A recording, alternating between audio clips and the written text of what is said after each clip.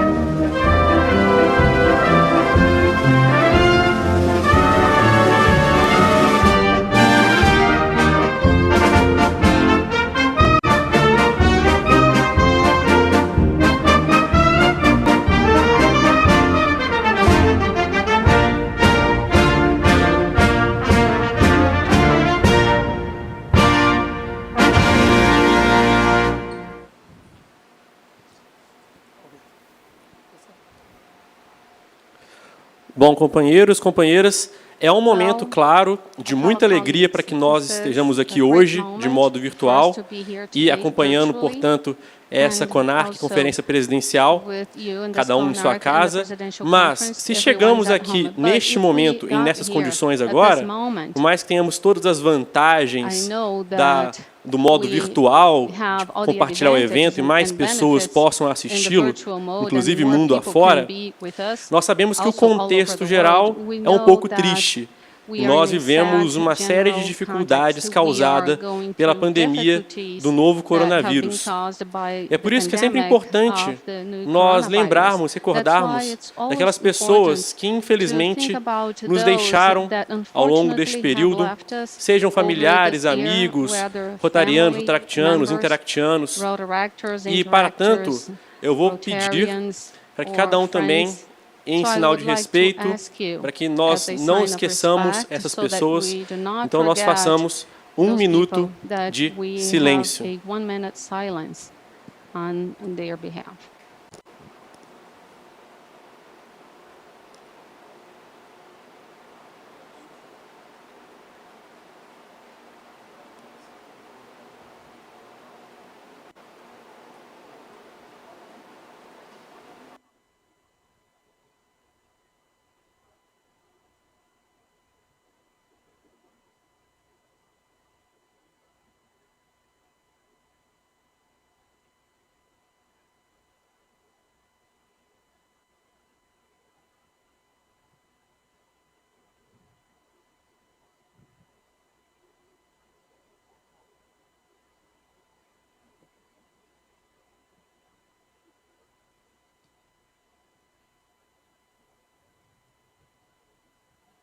Bom, companheiros, após esse instante... Well, my friends, after this moment, when we really think about everything that is happening in the world, we always, keep receiving sad news. Unfortunately, the capital of Amazon, the city of Manaus, is in a very critical situation because of the coronavirus. So we contacted the Rotarians and Rotaractors of Manaus, and they sent us a message, and we'd like to bring that to you. Considering the public calamity situation in Manaus and region, the Rotarian family Manauaria is trying to help as they can. Susan and the Amazon State Secretariat has sent us a list of essential items of over 280,000 reals, different types of equipment that they need. This amount was divided in quotas of 10,000 reals, and they have already received donations from 10 codes. Trying to help them, we are mobilizing efforts to reach at least one of these quotas. So if you can help us meet that target, please donate any amount or either just share this campaign and you will be saving lives. So this is a very difficult moment, and our solidarity to all our friends in Manaus that are in the difficult situation. All of you that are following this up, contact everyone in your clubs, in your districts, and use the strength of Rotaract and Interact so that we can help the people at this moment. So look for 4730 district, the region for the North region in Brazil, that will be able to explain how to donate. So we're really there with you in our thoughts, friends from Manaus. And Andre, there is one thing that Rotary and Rotaract along the history have never done, which is to avoid that type of situation and run away. It is in a moment, a difficult moment, in a sanitary difficult situation such as this, that we Rotarians, Rotaractors, and Interactors have to be a role model. We are connecting ourselves, looking for ways to help. And Rotary, for over 30 years, is coordinating, is leading an international campaign to eradicate polio. And we are almost there. We are almost eradicating this disease that was such a huge problem for humanity in many decades. And with the new demand, the new problem, which is coronavirus, also we are taking up that role in different areas, trying to fight it and raise awareness. And we need to be together. We have to be close to each other constantly. And events such as this one, a presidential conference, allow us to take that action so that we really want to move on and work with our clubs. And it is with this message that we are going to hear now the person that has inspired us to organize this event today. He is our Rotary International President, Holger Knack. He is going to welcome us, and he's going to be with us during this event straight from Germany. So here he is, Holger Knack, to greet you now on this Friday night in Brazil. To my first presidential conference. When we decided on Brazil as hosts for the first conference to be held in January 2021, I had daydreams of bright, warm days spent with my good friends in Rotaract. But instead, I'm at home on a cold January day in the middle of winter. But that's okay, because I'm happy that we are still spending time together and that soon enough we will have opportunities to celebrate together. The organizers of this event, all of them Rotaractors, have done a wonderful job making the most of the virtual format, and I'm very excited to share with you the program that they have put together.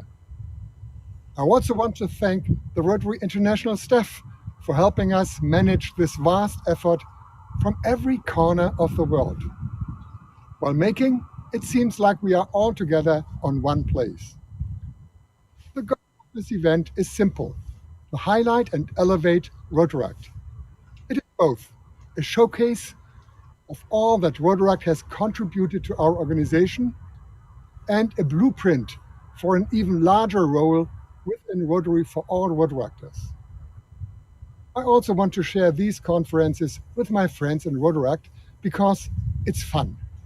And it is something we need in Rotary more than ever these days. Let's enjoy ourselves, meet some new friends, and talk about the good times ahead of us. As you all know, I like to say that Rotary opens opportunities. And one of those opportunities is for a brighter future as we emerge from our COVID lockdowns and restrictions. We have so much to share with each other after all these times in our own bubbles. And I would like to think that this event can be used as a planning opportunity. What great service can we perform together? What exciting new clubs can we introduce together? What good excuses can we make in the months and years ahead to make up for our lost time and enjoy our Rotary friendships? So let's keep our eyes on the future and the good times in front of us. Thank you for joining us on this journey, and I hope you have a wonderful virtual holiday with us in Brazil. Thank you. Obrigado, Presidente Holger Thank you Knack. very much, President Holger Knack. And let remind you all that Holger will be with us in all blocks of our event. He's going to be following everything and participating. And the way he has ended his opening shows what we have to do to strengthen connections, learn more about Rotaract, to know more projects, more clubs, and more ideas. So let's take this event and do the best out of it. And so that Rotaract can grow and be strong and develop itself here in the country, we cannot let go a Rotary program that is with us for a long time and that is bringing us amazing talents, such as providing amazing talents for Rotary and the community in general. That's why I would like to bring to you now our president of Interact Brazil, Leonardo Amis, so that he can also bring his message. Thank you, Lucas. Greetings to you. Greetings also to our President Holger and Mario, our director. On his behalf, I greet all Rotarians, Rotaractors, and especially my colleagues, Interactors, who are here with us. And my message is for all Interactors who are participating in the Multi-District Conference of Rotaract Clubs in the year of opportunities, when we could see as never before Rotaractors, Interactors, Interact and Rotary clubs and Rotaract clubs, Interact Brazil and Rotaract Brazil coming closer. This great partnership, which already existed, is improving, and I am sure that it will grow deeper every year. And I tell all Interactors, make the best out of this CONARC and take all learnings that you have here to your Interact clubs. Best wishes to everyone, and enjoy CONARC.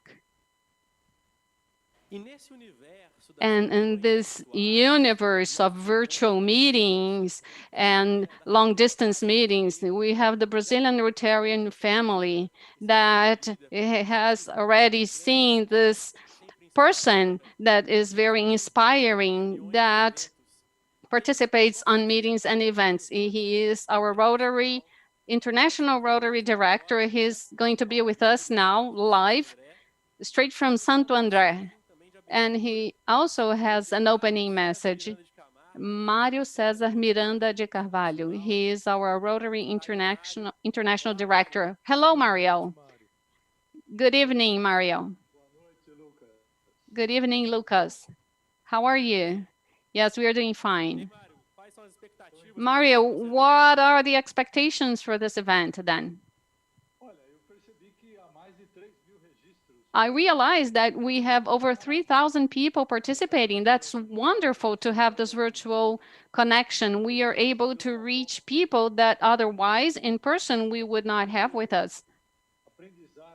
And so as a learning from this pandemic, we found that we have a powerful virtual connection tool.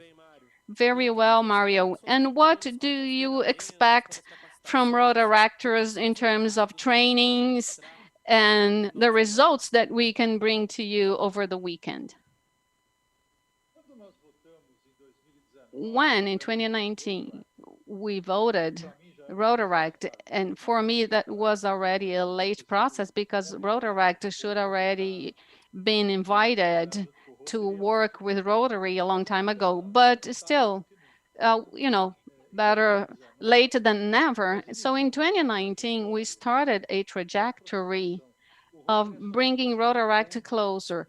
Rotary builds bridges and not walls. And it seems that there was a wall between Rotary and Rotaract, and that was very strange because, in fact, Rotaractors are the next ones for Rotarians, right? They are role models for Rotarians. There is an interesting book that says that the main quality of a leader is to prepare those that will succeed him, and Rotarians have to prepare you because Rotary belongs to you. And we are just in this conference starting to build bridges between these two institutions. I have asked Grassi, the president, which was the author of this proposal in the Legislation Council last year, and his answer was more or less a reproduction.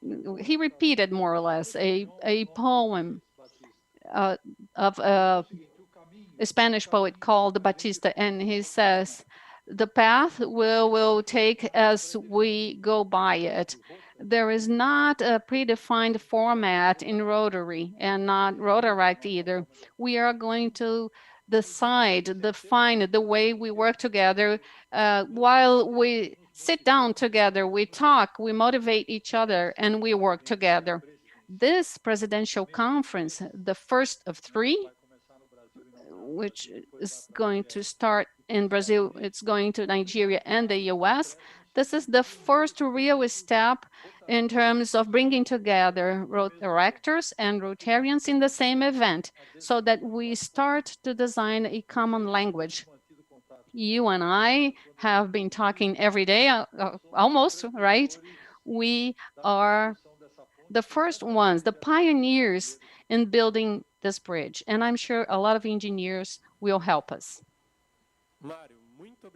Mario, thank you very much for your message. Thank you very much for being with us tonight. You're a leader that values that bridge creation between Rotary and Rotaract. So Mario, let's start now. And Mario will stay with us throughout the whole program. He will go back tomorrow, and I'm sure. And to start our program and our training program and our speeches and presentations, I have a guest now. Well, we still have a raffle here. Lucas is kind of fast. I think he's too anxious, but we know that everyone that has been following us in the past few days, you know that we have the public speaking challenge here, and we had several steps. And right now we are going to find out who are the final contenders for this public speech or public speaking contest. And to help us find what's going to happen, we are going to bring here our dear Lori. Hello, Lori. Hello, Lucas. Hello, Andre. How are you doing? That's a very nice scenario. Yes, well, I'm very anxious, and it's true. Well, to relax, I will sit in this wonderful chair. So now I can turn the floor to Lori so that she announces the finalists of this national public speaking contest. Well, I'm glad that you have sat because I am very moved and I'm sure that everyone else also is. And so it's better that we are all seated then. You had a wonderful opening. Also, President Hoger and President Mario's words inspired us. And all the speeches that we have heard so far are inspiring us a lot, and also inspired this CONARC of the rhythms so that we can choose the theme of the final stage of the contest. And the final stage will happen tomorrow at 7 p.m. within CONARC's presentation. So first I will announce the theme, and I want to see everyone cheering on the comments. So the base text as we usually have it. History is full of moments in where people were not even respected as human beings, such as in the colonial slavery and also in minorities in the Nazi regime. And unfortunately, this is something that still happens. With new possibilities, society was encouraged to recognize that everyone has the right to have rights, being that, according to Hannah Arendt, the first human right. Everyone with no distinction has to be treated with the same respect and dignity by everyone else, just because that is a person. So to be a person is to have its own color and its own shape, to have its own rhythm. We are diverse and special, and that makes us human and equal, and that is respect. So we propose the following theme for our final stage of our public speaking context. How can we open opportunities to all Brazilian and world's rhythms? So this is going to be published on Instagram of Rotaract Brazil so that the public speakers that will talk about it can read it again so that you that are at home also can read it again. So you want to know who will be those three people that will be talking about this subject?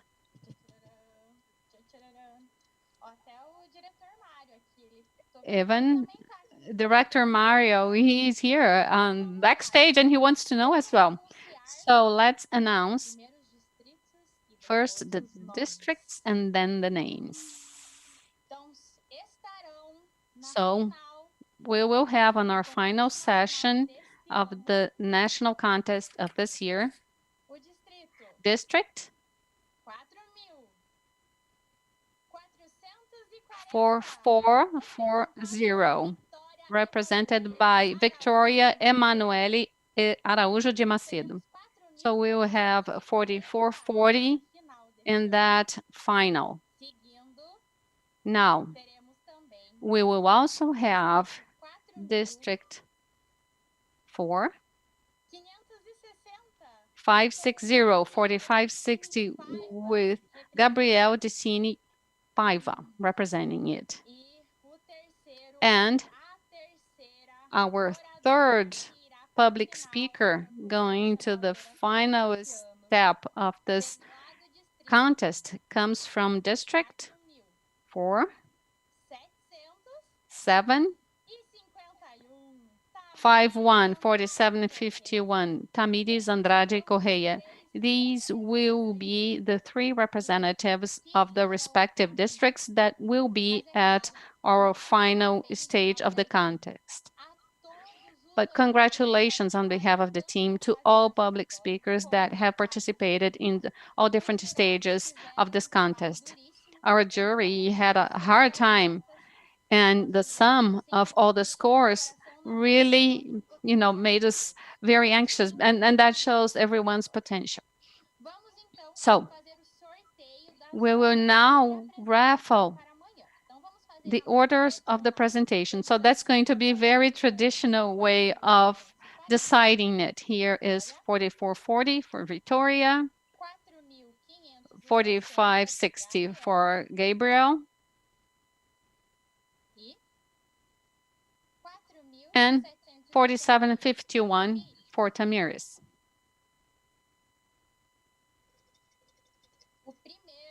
So the first public speaker for tomorrow is Gabriel, 4560,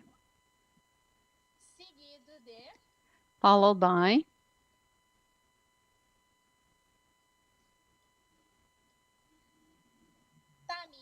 Tamires, 4751. I'm just checking with you. Victoria, 4440 will be the third one. So Lucas and Andre, thank you very much for having us here. To the speakers, once again, thank you for turning this pre-CONARC so nice and so inspiring. So guys, now I'll sit on my couch to continue following you. Yes, get comfortable in your sofa, just like everyone in Brazil is with us. Lori, thank you so much. We are very glad to hear, and congratulations on the amazing work on this public speaking contest. That is very, very good, and you are always ahead of it perfectly. Thank you very much. Thank you, Andre. And please enjoy the live and click on like and take pictures and tag Rotaract Brazil. And also the hashtag, yes, the hashtag Rotaract Brazil. Do not forget that. Okay, we want to see the tweets. Yes, the public speaking contest is something very special in our Rotaract program, right?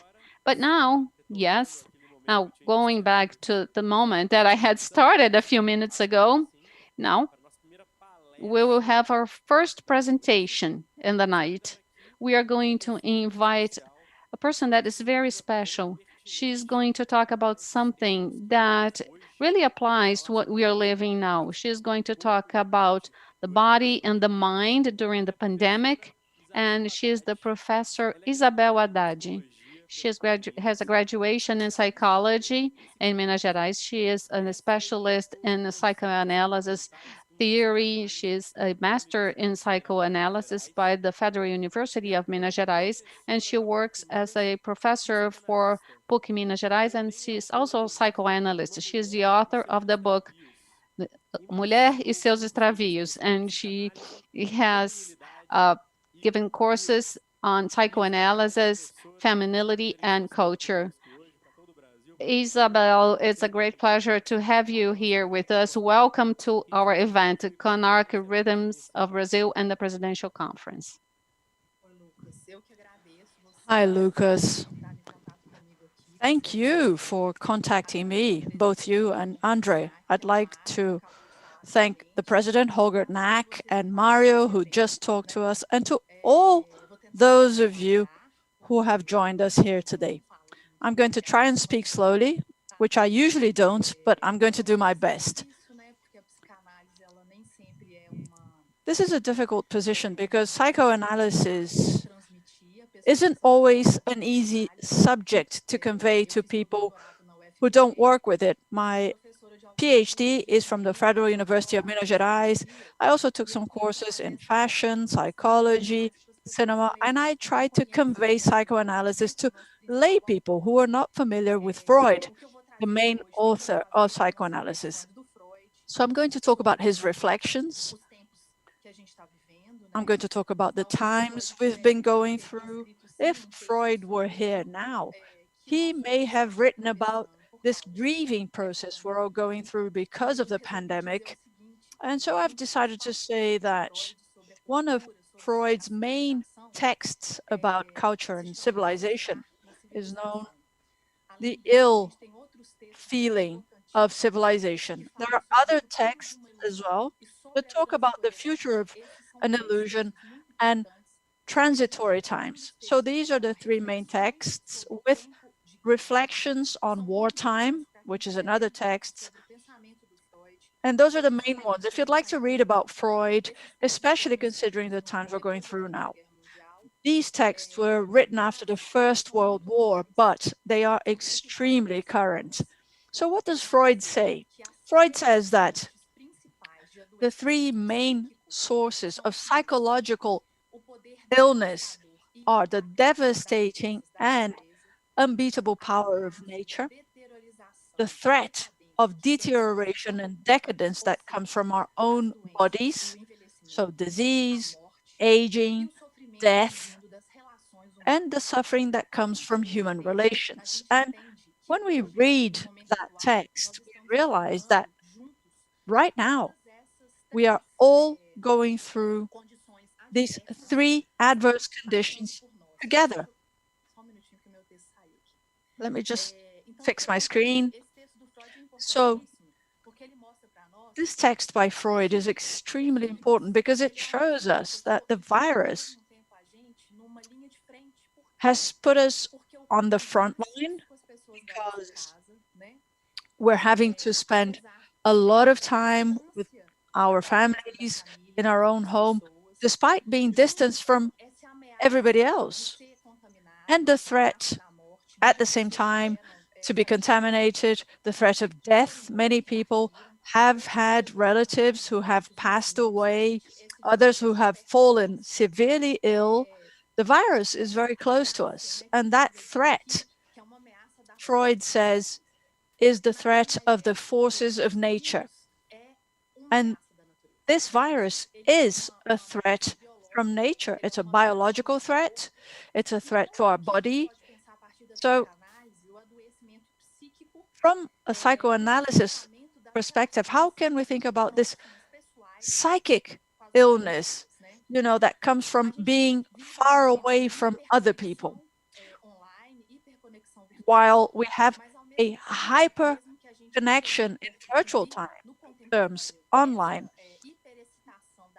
So we have this hyper excitement of social media, but at the same time, every one of us have realized that we've all fallen ill because we're distant from other people, physically distant. So cities are somewhat dead. Belo Horizonte at the moment is shutting down because there has been a massive increase of contamination. So that had to happen so more people wouldn't pass away. And we realized that our wounds are suddenly open.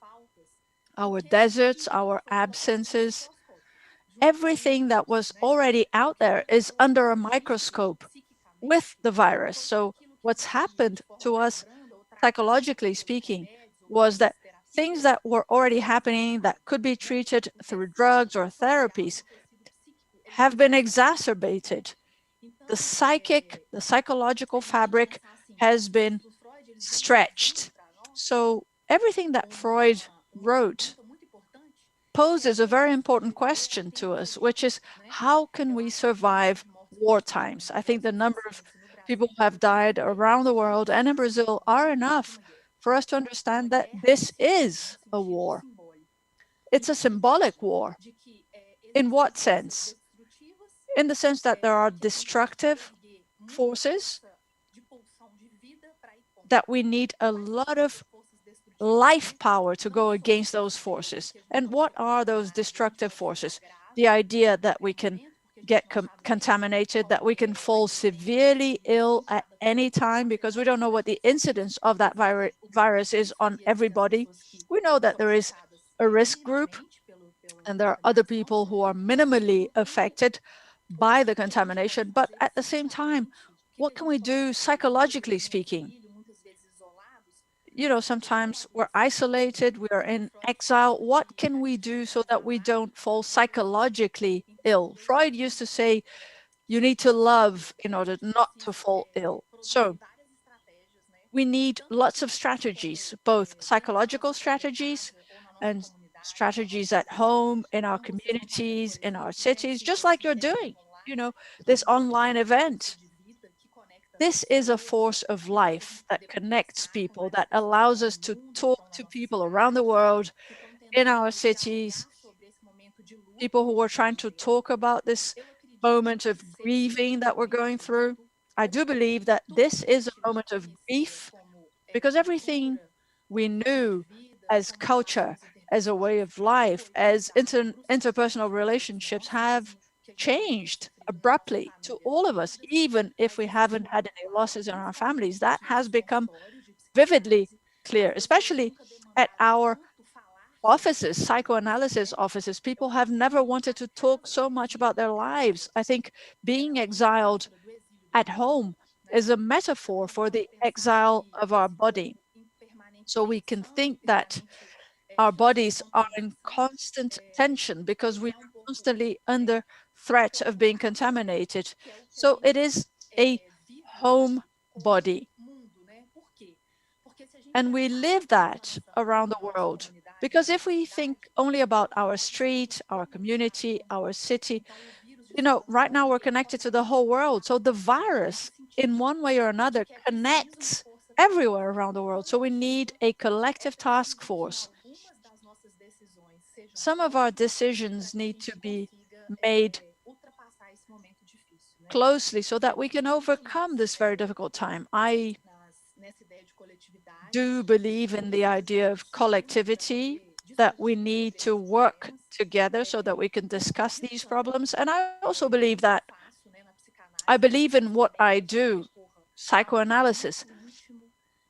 We need to go to a very personal space, a very intimate space, isolation, solitude, so that we can understand what's going on with us, so that we can understand what the passage of time means. You know, the way we were living before the pandemic, we didn't even see time going by. We didn't pay any notice to our own bodies, sometimes to our own children, to our own neighbors.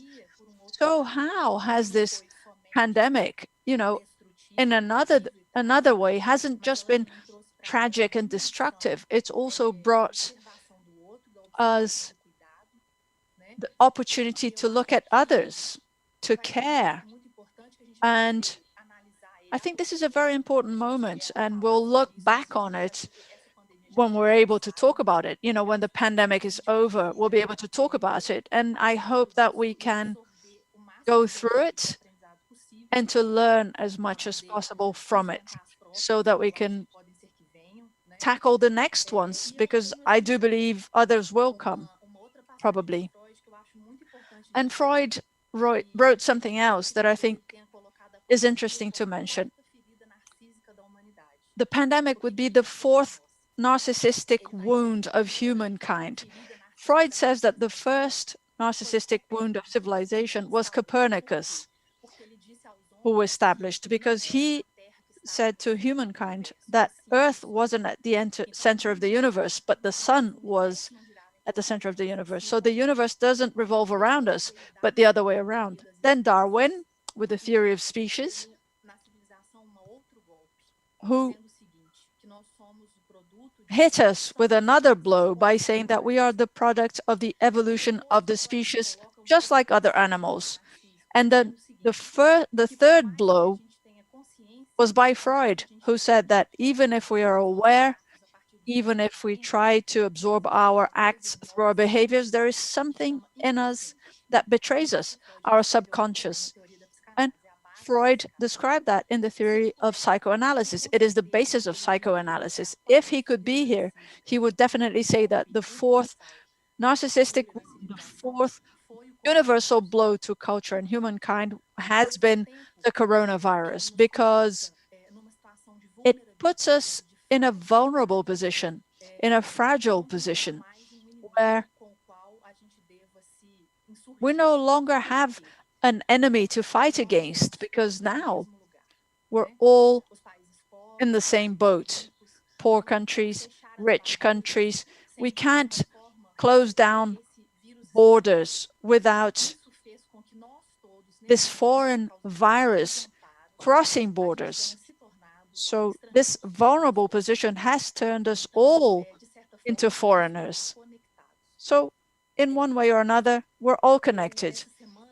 This week on the internet, on Instagram, actually, I read something that I thought was very interesting. And I'd like to read a fragment to you, because I think it brings us an important reflection. Let me just find it. Give me a second.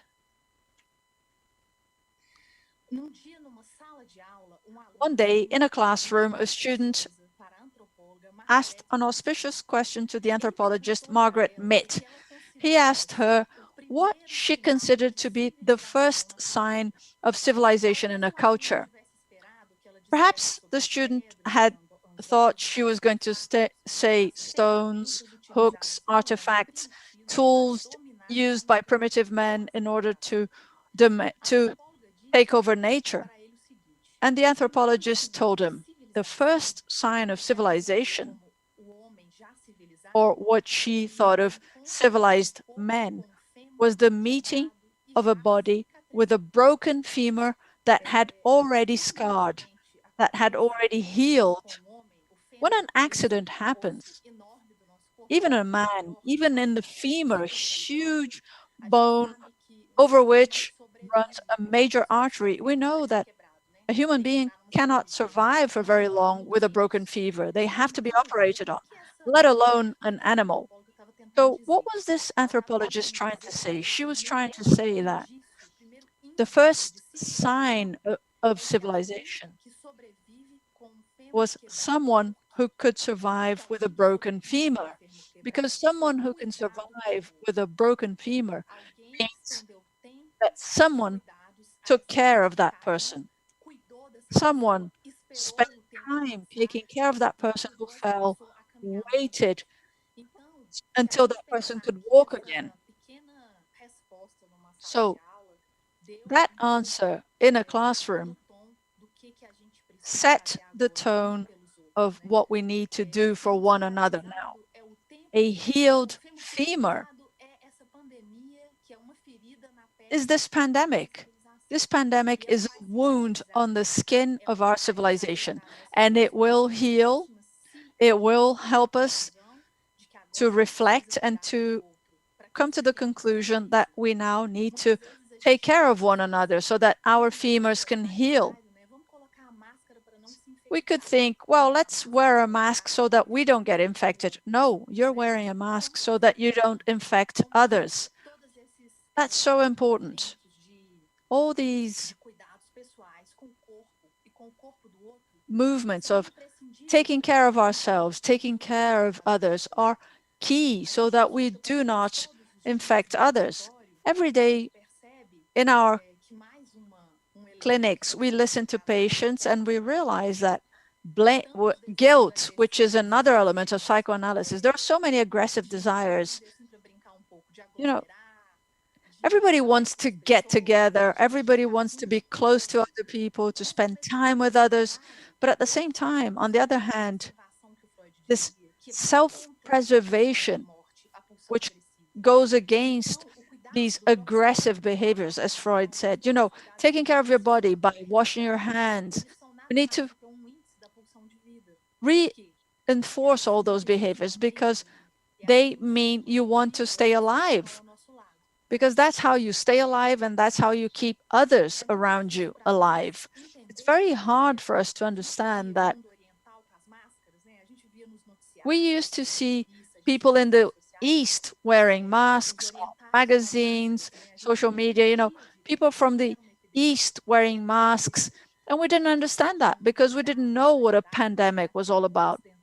We in the West used to think that's an exaggeration, but now that this has come so close to us, perhaps now we understand that masks have become a part of our everyday life.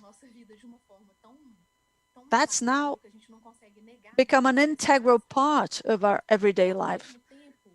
So masks have changed us so much. It's never been as important to look into people's eyes, to read other people's eyes, because our mouths are covered, half our faces are covered, but we do have our eyes. We joke around that we say the eyes are the windows to the soul. So what has this virus brought us? This virus, which is transmitted through the air that comes from our lungs. What kind of a metaphor is that? What is this respiratory exchange that we are no longer able to do with one another? What does this hyperconnectivity take away from a loving exchange with one another? I don't want to be too mystic. I don't want to talk about mythology. Freud used to love mythologies, but we can say that this virus is a metaphor. It's what we needed to make a human issue more concrete, to try to understand what it is that we're doing on this earth. What is our relationship to nature? We're going into this wild world. If we listen to documentaries, today I watched a National Geographic documentary that talked about mankind was contaminated because it went into this wild world. Instead of preserving it as a colonizer, it went into forests. It tried to domesticate animals one way or another. Mankind has gotten mixed up with nature. And this documentary makes it very clear. 60% of viral diseases are animal-borne. They're caused by mankind getting mixed up with wild animals, not domesticated animals. So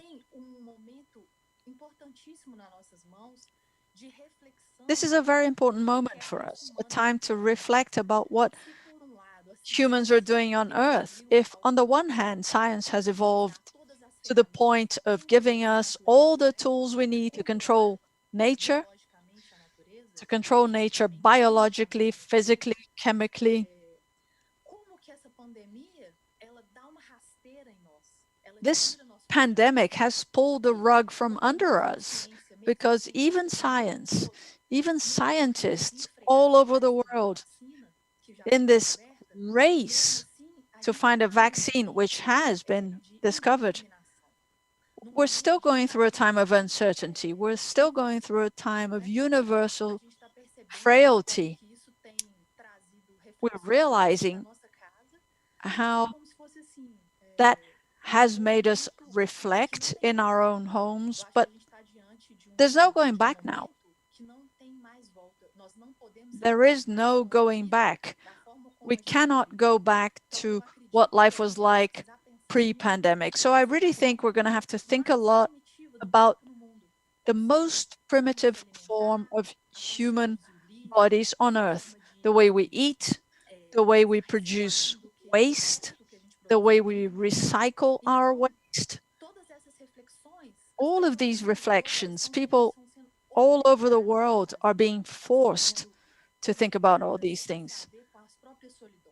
People are being forced to deal with their own loneliness. If being home, for hypermania, the hyperactivity of contemporary humans, we never used to spend any time at home because we're all hyperactive. we're all out in the city, we're on social media, we're on the streets. Now we have been forced to become recluse beings, beings who have to wait, beings who will find their own fractures, their own faults, and in time be able to deal better with them. I think we'll be forced to sit by the fire, like in the old times. Ancient people used to sit around a fire with their family members and tell stories. There's a book by Walter Benjamin, a beautiful book by this important modern author that talks about that. He says that we've lost the narrative of our story. We no longer listen to the elders who used to tell us stories, who used to tell us about what they went through and what they can convey to us. So I think what psychoanalysis can tell us through Freud's writing is that this moment is like a castration and there is no going back from it, because we are before a body that has been forced to think. So if we think about this split between the body and the mind, that they're two different things, right now, that split no longer exists. Freud had already said that the body and the mind are one thing. There is no split, because psychologically, our body is affected. It is like a magnet for our diseases, our complexes, and vice versa. Our bodies send messages to our psyche. And so I believe that the pandemic has been a magnifying glass to our complexes, our family complexes, our love complexes. Our most intimate complexes have been put to the test. So if we had been able to hide that through semblance, through veils, makeup, disguises, filters, Instagram filters to make light of it, that filter has disappeared. The veil has fallen. I don't want to be pessimistic, but psychoanalysis reflects on that, because psychoanalysis does point to pessimism, because pessimists are a little more afraid. Fear isn't meant to be panic. It's not meant to extrapolate, but fear does protect us. It makes us protect ourselves. So I'd like to say to you that as a scientist, I have a master's degree, I have a PhD, I still study, and I believe the best way out now for all of us is to make sure that we all get this vaccine. That is the most rational, scientific, and effective way to make our bodies be free again, out in the city, with our families. That's very important. And it is a bet on the will to live. We need to bet that people who study science do have a value. And in conclusion, I only have, actually, I have less than a minute. I want to mention one quote by Freud to conclude my presentation, which I think is very important to all of us. And it's very optimistic.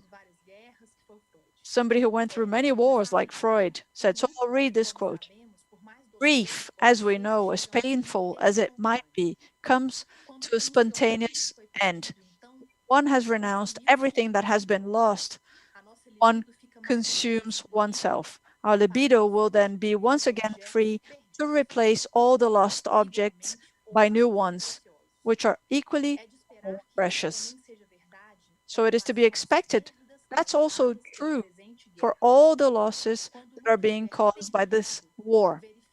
When the period of grief is over, we will see that the high regard in which we had the wealth of civilizations hasn't lost anything through the discovery of our frailty. we will rebuild everything this war has destroyed, perhaps on firmer ground and more long-lasting ground than before. That's it. I think that's it. Thank you very much, Professor. I'm going to stand because you deserve a standing ovation. Wonderful, wonderful. You've mentioned some of my favorite authors, Freud, Benjamin, and we really need to reflect.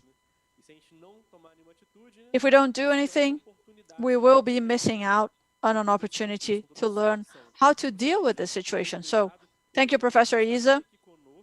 She was meant to be here with us in person. She couldn't make it for many different reasons. But of course, we will be sending you a certificate and a gift. It's been wonderful, Isa. Thank you very much. I thank you. Have a nice night. So now I would like to turn the floor to Andre, and he will move on with our program. Well, now we have a lot of good stuff to come. Let's remember some important things that we have in our program. One of them is to talk about our World Rotaract Week. If you don't remember, that is when we have a special week close to March 13th, the foundation date for the first Rotaract, and we have amazing projects to affect the communities. And to talk about the World Rotaract Week, the team from Rotaract Brazil sent us a message, and we would like to bring that message to you. Attention, Rotarian networks, for the 5 seconds beep. Public speaking, networking, social impact, volunteering, opportunities.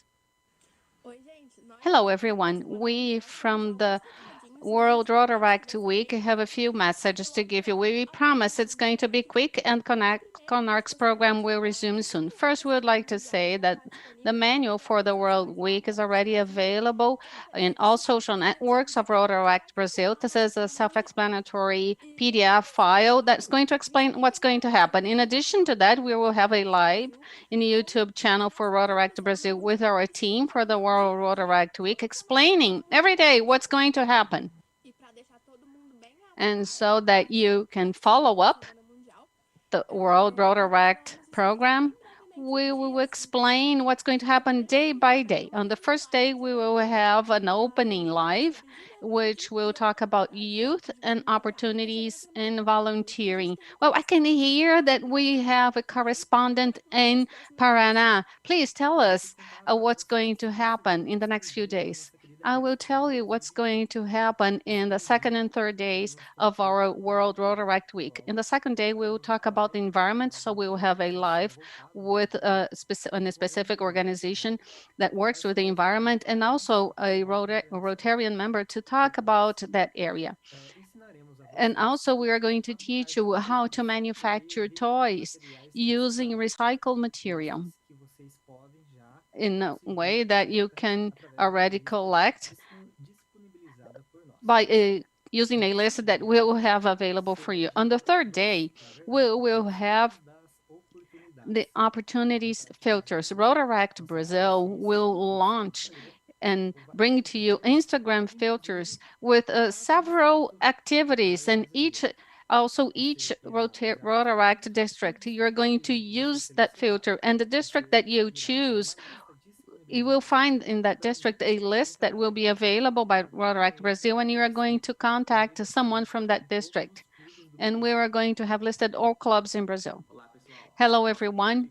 Our 4th day in the World Rotaract Week is a Thursday, and we're going to invite you all to share good things that we have already gone through in Rotaract.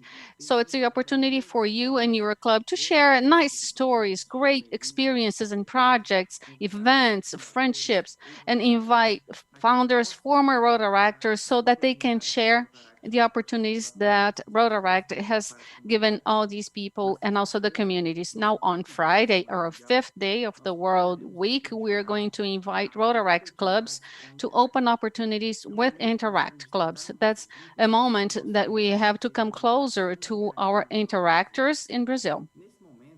Then depending on your city and the conditions in your city, we will have in-person meetings, projects, actions, things that can come close and bring close all these clubs that we have in the cities. But if your city does not have an Interact club, we invite everyone to take to a sponsor Rotary invitation so that they can include new Rotaract clubs for our cities.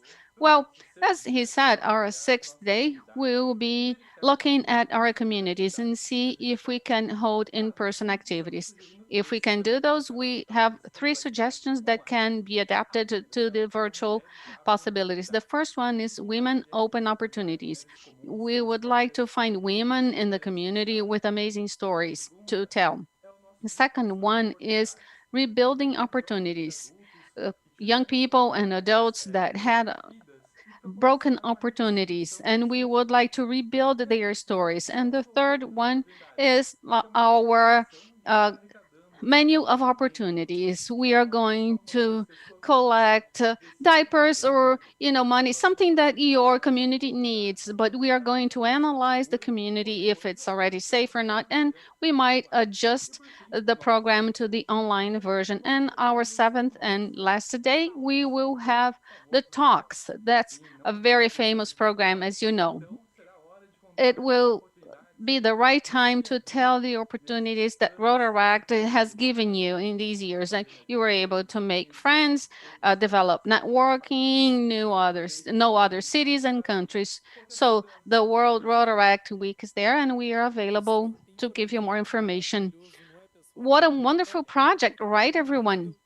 There is an amazing opportunity to develop your Rotaract in your community and to create even more bonds, to get to know more people and bring more members to our club. So we wanted to improve our results. So thank you very much for the World Rotaract Week for this amazing video. And we know now that there's another message for us, and there's something good coming up for the Rotaractors that are kind of lost. They have a lot of things to understand, a lot of details, right?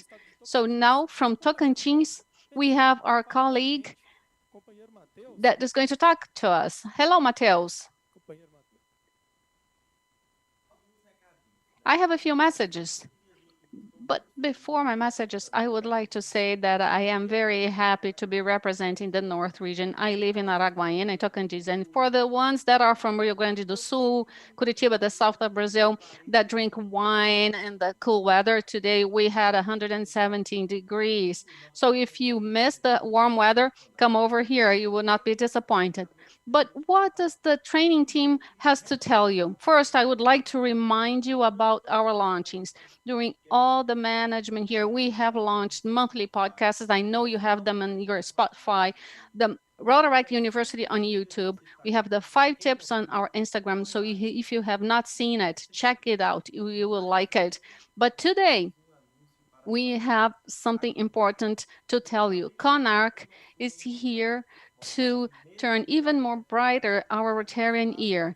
And despite of the adverse events, Rotaract knows how to innovate and to bring you this experience, which is CONARC. And the training team had to be here with you.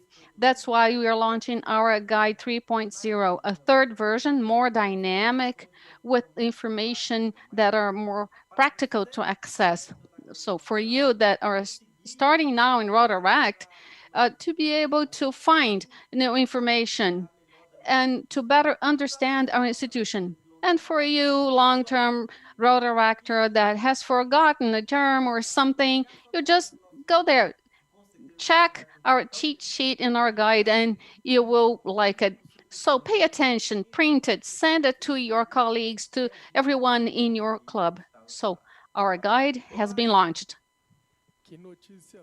What a great piece of news. Thank you very much, Mateus. So by the end of this live, then we will have in Rotaract Brazil social networks, our Guide 3.0. You will be able to have access to it and see information, guides, projects, and of course, a lot of good information for you. So now let's talk about projects. Lucas, do you want to tell us a little bit about projects? Yes, and we have something new that is very nice for everyone in Brazil. Last Sunday, we had the CNP that was coordinated in my house, that is the National Contest of Projects, and we had the main projects and 3 projects for each category. They were presented then. So considering you're in a different reality and we can adapt and bring you new things, why not innovate in the way that we bring to you the projects? So that's why our commission of the National Projects Commission had the idea of presenting the projects in the Draw My Life projects, those traditional YouTube videos. By the means of drawings, we learned the step-by-step of something, so we will have the Draw My Life now over this event. Actually, we are going to start it right now, but you will see it even tomorrow. And the category that we will watch now is environment. So check it out. National Congress or National Project Contest presents. The category is environment.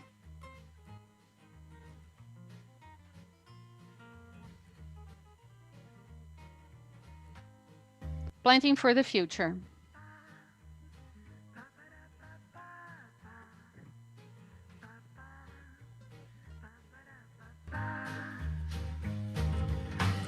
This is an area in an outskirt neighborhood that needed to be revitalized. And to raise awareness for social environment and for the local community.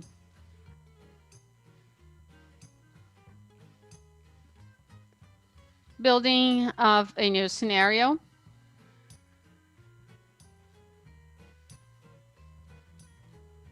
Planting 68 seedlings by the club, involvement of the local community, and replanting and maintenance of the area as well. Your soap costs the oil that you use, your cooking oil in your home. It's another project.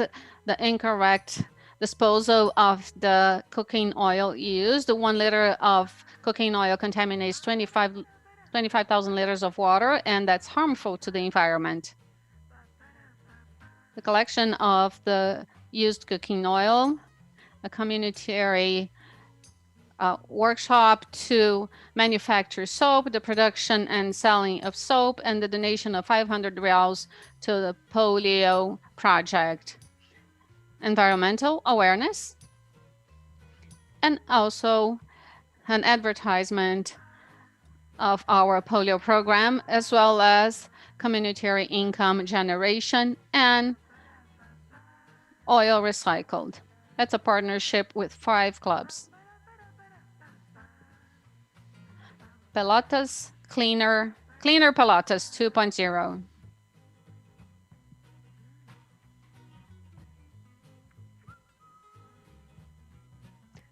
Several activities were held in the different beaches, areas that are touristic places in the city. They cleaned the beachfront, added garbage cans for cars, and were able to collect 360 liters in waste. They created an educational games for children and also raised awareness and the correct disposal of waste. 80 adults and 60 children were approached, and they developed good practices for disposal of waste, as well as created environmental education. Thank you very much. Very nice, right? And we are going to have other categories there. All of them are going to be presented in this format throughout this program, and they are going to be in between different activities. What now, Andrea? What do we have? Is it going to happen here? No. We have a second studio here, and we are going to turn to that studio. But before, I would like to tell you, we are here. We have seen environmental projects, right? And it's very important to talk about environmental projects, and that's new area of focus of the Rotary International. So we have to develop new projects for the environment. And here we are in Belo Horizonte, in Minas Gerais. Me and Lucas are from the Inconfidentes area, and we are seeing several environmental tragedies. 5 years ago, we had a dam break in Mariana. 2 or 3 years ago, we had a dam break in Brumadinho. We need to talk about the environment is tackled in our society. Burning of forests, natural disasters, and everything else that involves our society. And thinking about that, I would like to bring to you our second speaker.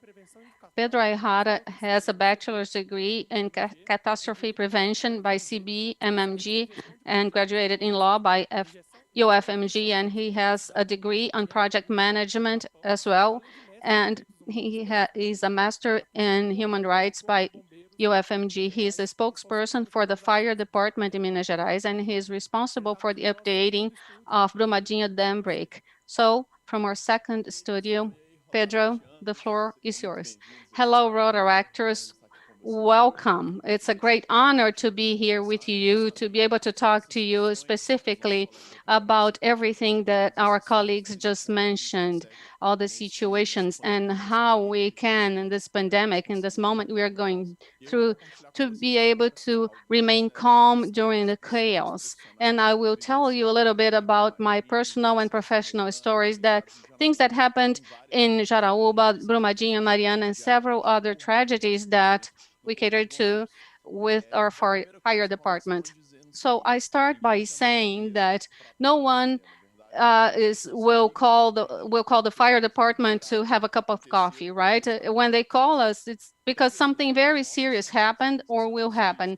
So we always deal with critical scenarios, major fires, floodings, and today here in Belo Horizonte, we already had a flooding. We had people affected. This is a complicated time of the year. Also, when buildings come down, that's also difficult situations, also road accidents. We have a lot of roads in this state, so on a daily basis, we have to help and to provide our services to all of these situations. And 10 days from now, Brumadinho will complete 2 years, the Brumadinho dam break. And when a dam breaks, it has over 10 million of cubic meters of waste, and we had fatal losses of 272 people, and our job was to rescue those people. And what you're seeing now is where we had the dam before. We had the administrative building of the company at the time, and you can see anything because everything is covered by the dam that broke. And this scenario was what happened. Our men are small orange points, considering, the size of this tragedy. And you might be asking yourself, in the midst of so much sadness, tragedy, and destruction, how was it when you went there? What did you feel? And when we went there, and most of the international experts, when they knew about it, and it was news all over the world, and they said, this is an impossible search. There's no way out, and that's not going to work. Why did they say that? Because that scenario that we are talking about, technically and logistically, is very difficult for search and rescuing. When we have over 10 million of cubic meters of that sludge at a speed of 108 kilometers of water, and that wave of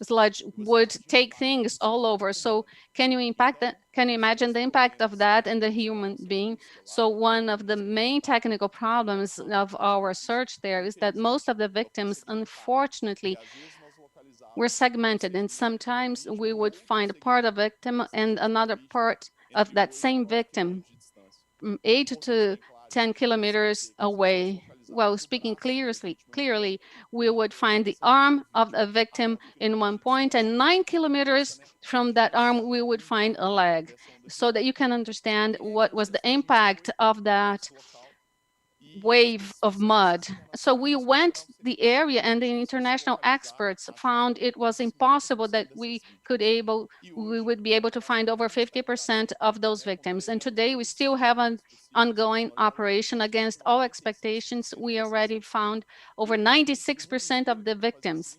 And all teams all over the world would ask, why our teams work? Why in a scenario when all of this would seem impossible, we still were able to deliver such a significant result? We would be able to deliver answers for the families. And the answer has to do with this word, purpose. And when we talk about purpose, this purpose needs to be shared by all our participants. If our chief, our operations commander is only worried about that they need to have continuity in the operation, but if those that are there in the mud is not engaged, that's not going to work. Just as the same, there's no use of having someone on the floor being dedicated and engaged in the process if those that are above him are not dedicated themselves in terms of engagement. It works because everyone, regardless of their positions or hierarchy or the responsibility that they have in the process, they work sharing the same purpose. In such a large operation as this one, we need people there in the mud, but we also need people that will bring the tools that we are going to use in the search. We are going to need other people guaranteeing all medical protocols that need to be applied to our firemen, planning the survey, planning the searches. And if any of the links in this chain fails, we are not able to meet the target and the objectives that we need. And that's why when we go to such an operation, we cannot think that it's only another operation, this is another search. In fact, we need to think about the importance that our response, the responsibility that everyone has, and the response in the answer that everyone needs, the families that are desperate, the families that do see in that group of firemen hope, the possibility of having bringing to a new meeting everything that they are going to. And so we have a reflection moment such as this one. We think, why do we do what we do? What is the importance of our job for everyone else? What is the real impact of our activities to society and to people that are part of the community? And nothing better than telling you that, Rotaractors, that a lot of times are involved in processes that are crucial. But in order to be able to give meaning to that, we need to stop and think. What is the importance of my job, of my work to that community, to those people that trust on what is being done? We also need to understand that a lot of times this discussion about purpose and the importance of what we do might seem abstract. And I need to mention a real situation, and it happens to us commonly. And this was a situation that I went through. But before, I have to ask you a question. Let's say that you're going to go out and buy some food near your house, and then you find someone that was ran by a car, or you see that your neighbor forgot a pan in the oven and there is a fire and starting. Obviously, you are going to see that that's an emergency and you are going to call firemen. But my question is, what do you expect when you call firemen or the fire department? Many of you are going to say, I want speed, I want a swift help, I want those people that I want that these people can put out the fire or rescue that victim that needs help and take the victim to the hospital. And all of these answers are right, technically speaking, but they are not complete. It is true that when people call us, they want solution and they want hope. Solution and hope are more complex concepts, more complex than just thinking that is just remove a victim from a building that fell or take that victim to the hospital or to put out a fire. When I worked on the streets one time, we were called for an emergency. The woman had lost control of her car in a road that goes through Belo Horizonte, and she had fallen, and in a place in a hill, which was 15 meters deep. And then we went down with all the right equipment. We went to the vehicle. That victim was stuck in the car and she was conscious. She had all the awareness, and we started all the maneuvers and all the procedures we needed to take. We brought her up using a rappel technique. And when we're placing that victim in our ambulance, I was talking to her and I was explaining her what was going to be done. And she told me, Lieutenant Pedro, I have two problems. And I told her, which are they? One problem is that I'm going through a divorce. I'm divorcing my husband. This is an ongoing process. We are doing the hearings, and all the documents of the process are in the trunk of my car. And I thought to myself, oh my God, why didn't you tell us when we were down there?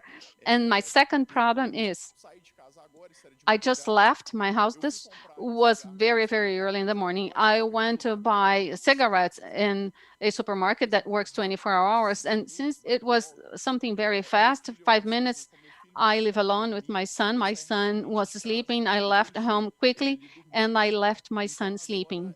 So now he is locked alone inside my house. So when she told me these two problems, what could I tell her? I could tell her, well, I'm so sorry, but this is not our problem. Tomorrow, when you leave the hospital, you can check your car, where it went, what your son has done inside the house. We could have answered her, but we understand that we need to understand that we have to deliver a solution and a hope. So we went back to the car, we recovered everything that she had, we got her cell phone, we called her sister with her authorization, we explained everything that happened, and another car, a police car or a fire department car that was not with us, was not on that service, went her to her sister so that her sister could go to her son. So she was not served by a fire department team, but she really had people that made all the difference in that difficult day. That is going to change her perspective. She's always going to remember those people as people that made a difference. And also our perspective to see the potential of delivery that we have in a situation and how that changes the value of what we do every day, because we could think that it's just, to deliver our job or work. But when we understand that we have to deliver solution and hope, we do it differently. And I ask you that, Rotaract, because in your reality, are you delivering work or solution and hope? Because we have not reinvented the wheel here, but if you engage really a little bit, we are able to build something that's more significant. But a lot of times we sabotage ourselves in the process, and that's why we always need to reflect. And let's understand that it's not about what we talk, because as human beings, we always tend to consider what is more important, what is more urgent to other, considering what I think is more urgent and important. But specifically in this crisis moment, when we are dealing with other people, other communities in that situation, we need to understand that it's about what people need to hear. We have to understand other people's demands, and we can only do that using a word that, this is a worn out word, but it needs to be used, because when it is truly used, it makes a lot of difference. It is empathy. Empathy is not placing ourselves on someone else's shoes. To place ourselves in someone else's shoes is a matter of perspective. Real empathy is to be able to put ourselves in someone else's shoes, but not with my mindset, but with the mindset, with the analysis, with the pains of that other person and not mine. When we were on the 7th search day in Brumadinho, a lot of people asked, why are you going to continue with the search now? Which is impossible, because you are not going to find anyone alive, because before it would make sense, you will find survivors. And so all the risks that you were taking, because you are in contact with heavy metals, we also have other materials in the area. You have 250 cylinders of acetylene in this area, because if you have an accident there and it has a hole in it, you are going to explode a huge area. So why are you going to run these unnecessary risks because everyone is dead? Before it would make sense because you could find survivors. But now, why don't you end the search and pay homage to these people? And depending on how you think, that mindset might make sense. Depending on how you think, it can make a lot of sense to think that way. But on the 30th day, I met one of the many mothers of victims that I met in Brumadinho. And then I was talking to her and she told me, Pedro, you already met me. I am not dumb. And I know that now, 30 days after the tragedy, my son is not alive. But there is something there. But I am a mother. And as a mother, I have infinite hope. Even knowing my son is not alive, whenever someone knocks at my door or calls me, I always think that it could be news about him. Maybe he went to the hospital, he had lost his memory. So if for others it might seem a body, for me, it's the only hope I have to be able to move on with my life, to go into his room and remove everything that he has, and the room is still the way it was when he left to work. And why am I telling you that? Because when we really can place ourselves on the shoes of someone else, not with my judgment and analysis, but understanding her perspective about her thought structure and the way she thinks, we can make the decisions that are needed and we can really understand what that person is feeling. And a lot of the times, we do not take into consideration that process. We are not empathic, and we then do not deliver something that can be significant, not only for myself, but also for others. And in order to do that, we need to remind ourselves of our choices. This person you see here is Miss Yolanda. She's the mother of one of the victims in Brumadinho. When I met her, her son had been missing. And this is something I personally believe in. There's nothing more painful than losing a child. That goes against the natural order of life. Parents should go first. Her son was 19 years old, his first job, his name was Robert. He was very excited. He was just starting to work and to save some money, and he was one of the fatal victims. So that in itself would be an extremely painful experience. And when I met her, she told me her story, and she told me that 4 months before Robert died, her other son had been murdered, and he was Robert's twin brother. And if that weren't enough, a few years before, her third son died due to leukemia. So this is a mother who lost 3 different sons. Can you imagine going to sleep with that noise in your head?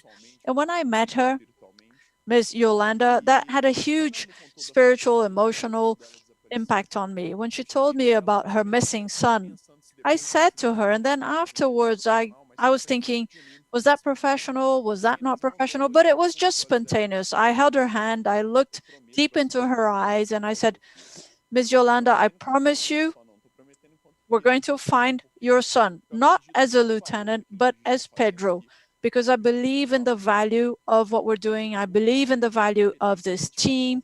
I believe in the competence and the dedication of this team. So if there's 1% of a chance that we'll find your son, we will find him. And I will not forget my promise. And when your son is found, the first person to tell you that will be me. And I will not forget that. And then time went by, and days went by, weeks went by, months went by, until finally, one day, Mrs. Yolanda's phone rang 9 months after I met her. And often we had to contact victims' families to deal with bureaucratic issues. And the day I called her, that could have been the case. But when I called her and she picked up the phone, I said, "Hi, Mrs. Yolanda, this is Lieutenant Pedro." And before I told her we'd found her son, she started crying copiously. Do you know why she started crying? Because she hadn't forgotten my promise. Because my promise made all the difference to her. Why am I telling you that? Because you can only establish that kind of connection with people who depend on our work when we can remember our own choices. When I joined the fire, I thought, wow, that's cool. I'm working for an institution whose objective is to save lives. That's very noble. Just like when you joined Rotary, you were excited. You were thinking, wow, I'll be working as a volunteer for this institution that is so important all around the world. It's been responsible for so many advancements, eradicating polio around the world. But sometimes we forget about that stuff in our everyday lives because there's so much to do. I've been a fireman for 9 years. Every day there are fires, victims that are stuck.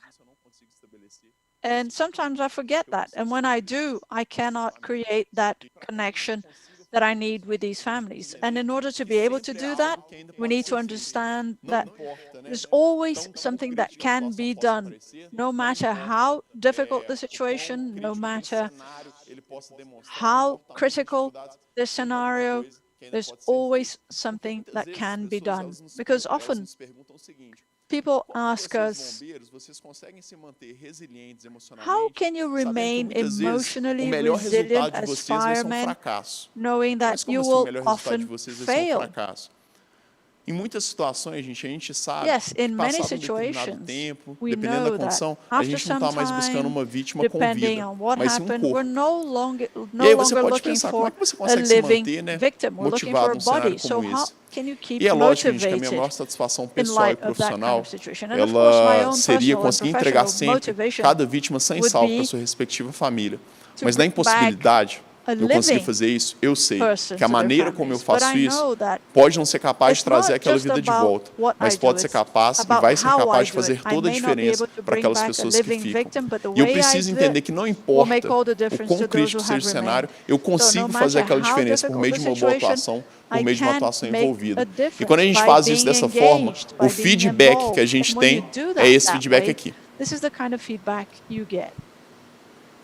Eu moro no Fumadinho. Obrigado, bombeiro. Thank you, fireman, for finding my auntie.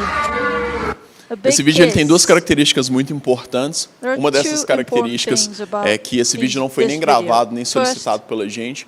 E uma outra característica é que a Camila, infelizmente, ela foi encontrada sem vida. E mesmo num cenário, gente, onde pode parecer que não tinha nada para ser feito, né? Porque a Camila, ela foi encontrada sem vida. Dependendo da forma como você faz isso, e dependendo da maneira como você dedica, como você se envolve para esse processo, você é capaz de, mesmo num cenário onde pode parecer que só existe tristeza, onde só existe desesperança, plantar um legado que ele realmente suplanta, né, toda aquela tristeza, toda aquela falta de esperança. Plantar um legado de acolhimento, de respeito, né, de dignidade daquelas pessoas. E isso tem muito valor. Mas a gente só consegue fazer isso quando a gente percebe isso. E aí, para a gente finalizar, gente, quando a gente fala, né, de trabalhar, né, no Corpo de Bombeiros, de atuar, né, no Rotary, a gente fala muito sobre entender o valor do nosso trabalho. Isso é fundamental para que a gente consiga fazer o nosso trabalho bem feito. E o nosso trabalho no Corpo de Bombeiros, ele tem uma característica, uma dificuldade que é a seguinte: a gente vai para uma operação sem saber a hora que a gente vai voltar. Porque às vezes a operação ela pode durar 8 horas, às vezes ela pode durar 16 horas, às vezes ela pode durar 5 dias, 6 dias. E quando você vai para a operação, você não sabe o que você vai enfrentar.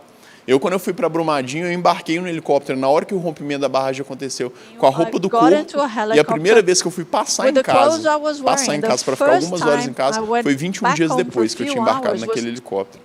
E aí, gente, você que é um bombeiro um pouco mais experiente, né? Você quando vê que está indo para uma ocorrência mais complicada, você já tem uma mochila que sempre está pronta, que tem ali umas mudas de fardo, uns itens de higiene pessoal, e se você for para uma operação que vai demorar mais tempo, você já fica ali um pouco mais confortável. E aí você vai para uma operação como essa, você chega ali no primeiro dia, vai chafurdar naquela lama, é rejeito de minério, é denso, é úmido, você vai entrar ali até o pescoço naquela lama, você não vai ter nem tempo, nem lugar para poder higienizar aquela roupa. Você vai chegar no segundo dia, vai usar aquela muda limpa de farda que você levou. Segundo dia, mesma coisa, vai chafurdar naquela lama, nadar naquele rejeito ali. Mal vai ter tempo para dormir, quanto mais para lavar, higienizar aquela roupa. Vai chegar no terceiro dia, você vai utilizar aquela outra muda limpa de farda que você levou. Vai chegar no quarto, quinto dia, vai acontecer o quê? A sua roupa limpa vai acabar. E é lógico, gente, que você não vai deixar de trabalhar por causa disso. Você vai pegar aquela roupa imunda do primeiro dia, vai utilizar aquilo dali, aquela roupa suja, mas é evidente, gente, que aquilo dali vai afetar a sua produtividade. Ninguém é um super-homem. E você está ali, né, há 5, 6 dias, sem dormir direito, sem comer direito, longe das pessoas que você ama, né, com toda a pressão do mundo nas costas. E, além de tudo, você ainda tem que vestir uma roupa que está imunda, úmida, molhada. Aquilo dali vai afetar a sua produtividade.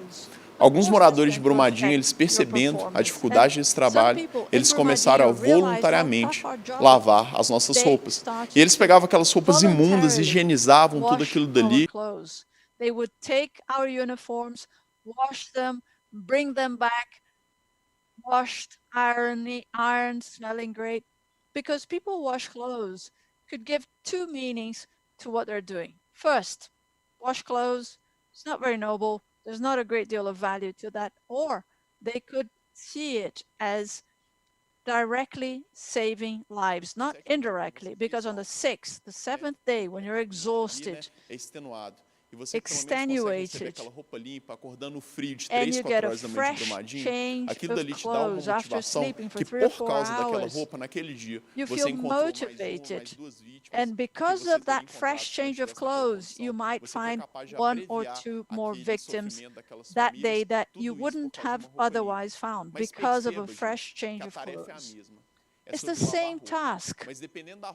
It's still washing clothes, but depending on how you see the value of what you do, then you'll know whether you're just washing clothes or whether you're helping to save lives.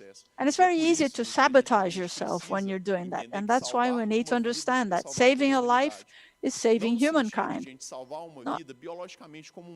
Not just biologically saving a life like a doctor or a fireman or woman.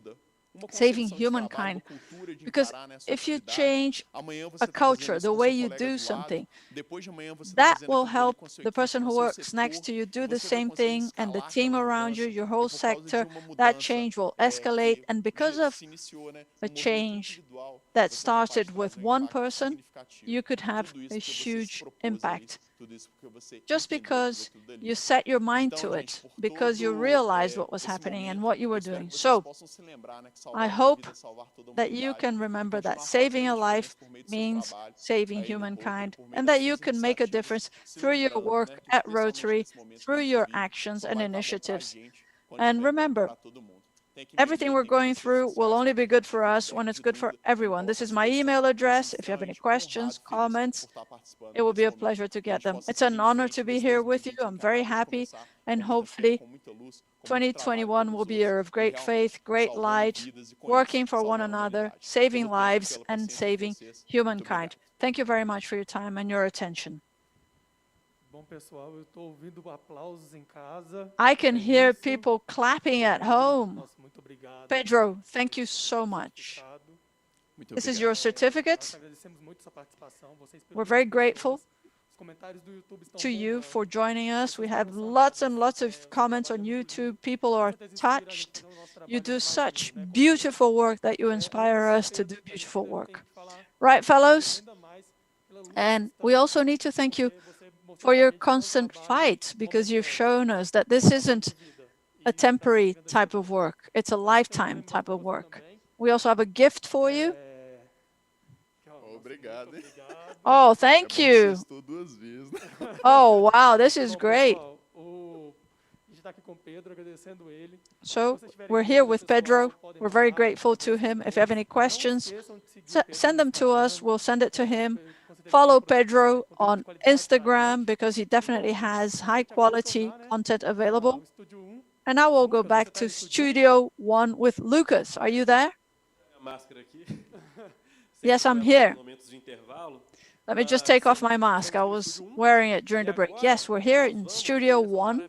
And after this absolutely wonderful presentation, we'll meet our Rotaractors who will be getting their distinction badge for 5 years of services. This is a very special moment. We'll be paying tribute to the fellows who have been providing services to our clubs and communities. After all, we are the result of our actions, experiences, exchanges, and Rotaract, what we do, leads to all kinds of impacts in our communities, through our initiatives, our projects, or our clubs, through the work we do, or even our relationships with our families, friends, work relations. And considering the positive impacts that each Rotaractor brings to the world, MDIO Rotaract Brazil would like to pay tribute to those who have provided relevant services on behalf of Rotaract. Those with 3, 5, 8, 10, and 12 years will get this homage. After all, we believe that building a better world is the result of collective effort. So, congratulations to you, Rotaractors, whether you are veterans, whether you've been with us for a short or a long time, for devoting yourselves to your clubs. And this is a tribute from your clubs to you. So keep on believing in the change, having an impact on more and more people, and becoming better every day, and always thinking about one another, and always making the most of all the opportunities that Rotary brings us. So on behalf of our Secretariat team, MDIO Brazil, the 2021 Rotary year will start our tributes for 5 years of services. Juliana Caldas, Rotaract Clube Salvador Aratu. Maria Gabriele, Rotaract Clube Itabuna Universitários. Jorge Lucas, Rotaract Clube Itabuna Universitários. Darlan Souza, Rotaract Clube de Jequié. Inaê Mayala, Rotaract Clube de Jequié. Lorena Oliveira, Rotaract Clube de Jequié. Luiz Henrique, Rotaract Clube de Jequié. Distrito 4420, Anne Gabriele, Rotaract Clube de Praia Grande. Jean Carlos, Rotaract Clube de Praia Grande. Amanda Aguiar, Rotaract Clube de Santos. Camila Aguiar, Rotaract Clube de Santos. Maísia dos Reis, Rotaract Clube de Santos. Luan Domingos, Rotaract Clube de São Paulo, Independência. Distrito 4470, Marcela Fernandes, Rotaract Clube de Mirandópolis. Daniel Santos, Rotaract Clube de Andradina. Matheus Takashi, Rotaract Clube de Guararapes. Maria Pereira, Rotaract Clube de Campo Grande. Alana Romero, Rotaract Clube de Campo Grande. Kaique Kelvin, Rotaract Clube Valparaíso, São Paulo. Taislane Souza, Rotaract Clube de Três Lagoas. Distrito 4480, Rotaract Clube de Tanabi, o companheiro Marcos Rogério. Daniele Teodoro, Rotaract Clube de Tanabi. Tauana Ribeiro, Rotaract Clube de Ibitinga. Nael Wesley, Rotaract Clube de Lins. Lívia Mariana, Rotaract Clube de Itápolis. Gabriel Aparecido, Rotaract Clube de Ariranha. Tiago Alves, Rotaract Clube de Barretos. Daniel Cerverígio, Rotaract Clube de São José do Rio Preto, Inspiração. Danilo Oliveira, Rotaract Clube de São José do Rio Preto, Inspiração. Distrito 4490, Ingrid Santos, Rotaract Clube de Teresina Sul. Tarsila Nunes, Rotaract Clube de Teresina Jockey. Nicolas Nunes, Rotaract Clube de Teresina Jockey. Larissa Nunes, Rotaract Clube de Teresina Jockey. Leonardo Bruno, Rotaract Clube de Teresina Jockey. Misa Maria, Rotaract Clube de Teresina Jockey. Henrique Elleri, Rotaract Clube Fortaleza, Praia. De Emily Castro, Rotaract Clube Fortaleza, Praia. Distrito 4500, Maria Silvana, Rotaract Clube de Gravatá. Bruna Souza, Rotaract Clube de Pombal Centenário. Jéssica Monte, Rotaract Clube Tenente Ananias. João Vitor, Rotaract Clube Tenente Ananias. Vitória Maria, Rotaract Clube São João Pessoa Bancários. Rotaract Clube de Campina Grande, o companheiro Lucas Fernandes. Luan Nunes, Rotaract Clube de Campina Grande. Distrito 4510, o companheiro Felipe César Fagundes. Rotaract Clube Presidente Prudente Sul. Rita Miranda, Rotaract Clube Presidente Prudente Sul.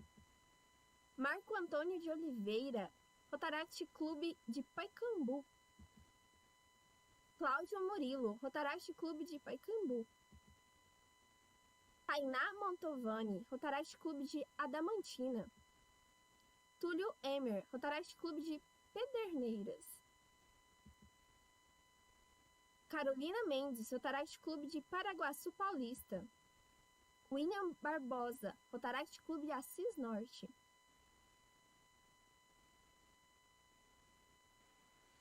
Parabéns a todos. Congratulations to all of our fellows who got their services badge.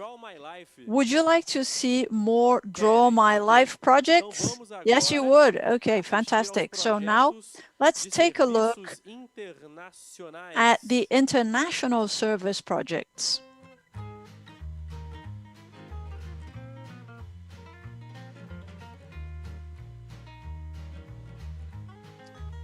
International category.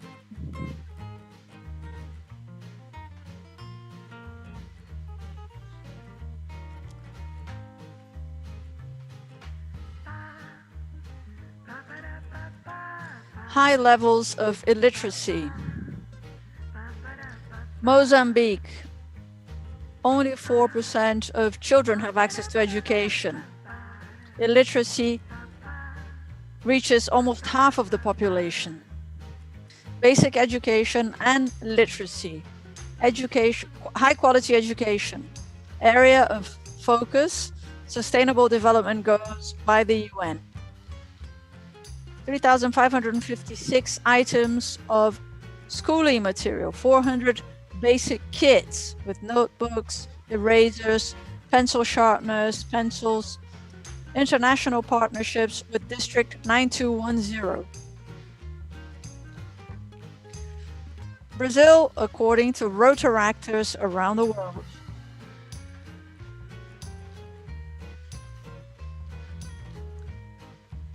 Data collection in Brazil. Choosing partner countries. Data collection with other Rotaract clubs. Survey about Brazil. What is your country, club? What do you think about Brazil? What do you know about Carnival in Brazil? Define Brazil in 3 words. 60 answers. 20 countries. 24 Rotaract clubs. Other projects being planned. Invisible Pelotas. The Manifest of the Imperceptible. A growing number of refugees and immigrants.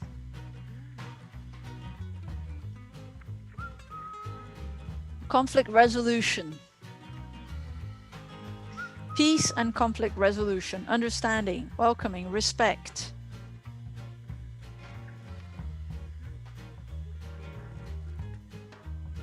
Reaching out to the target audience. 5 interviews.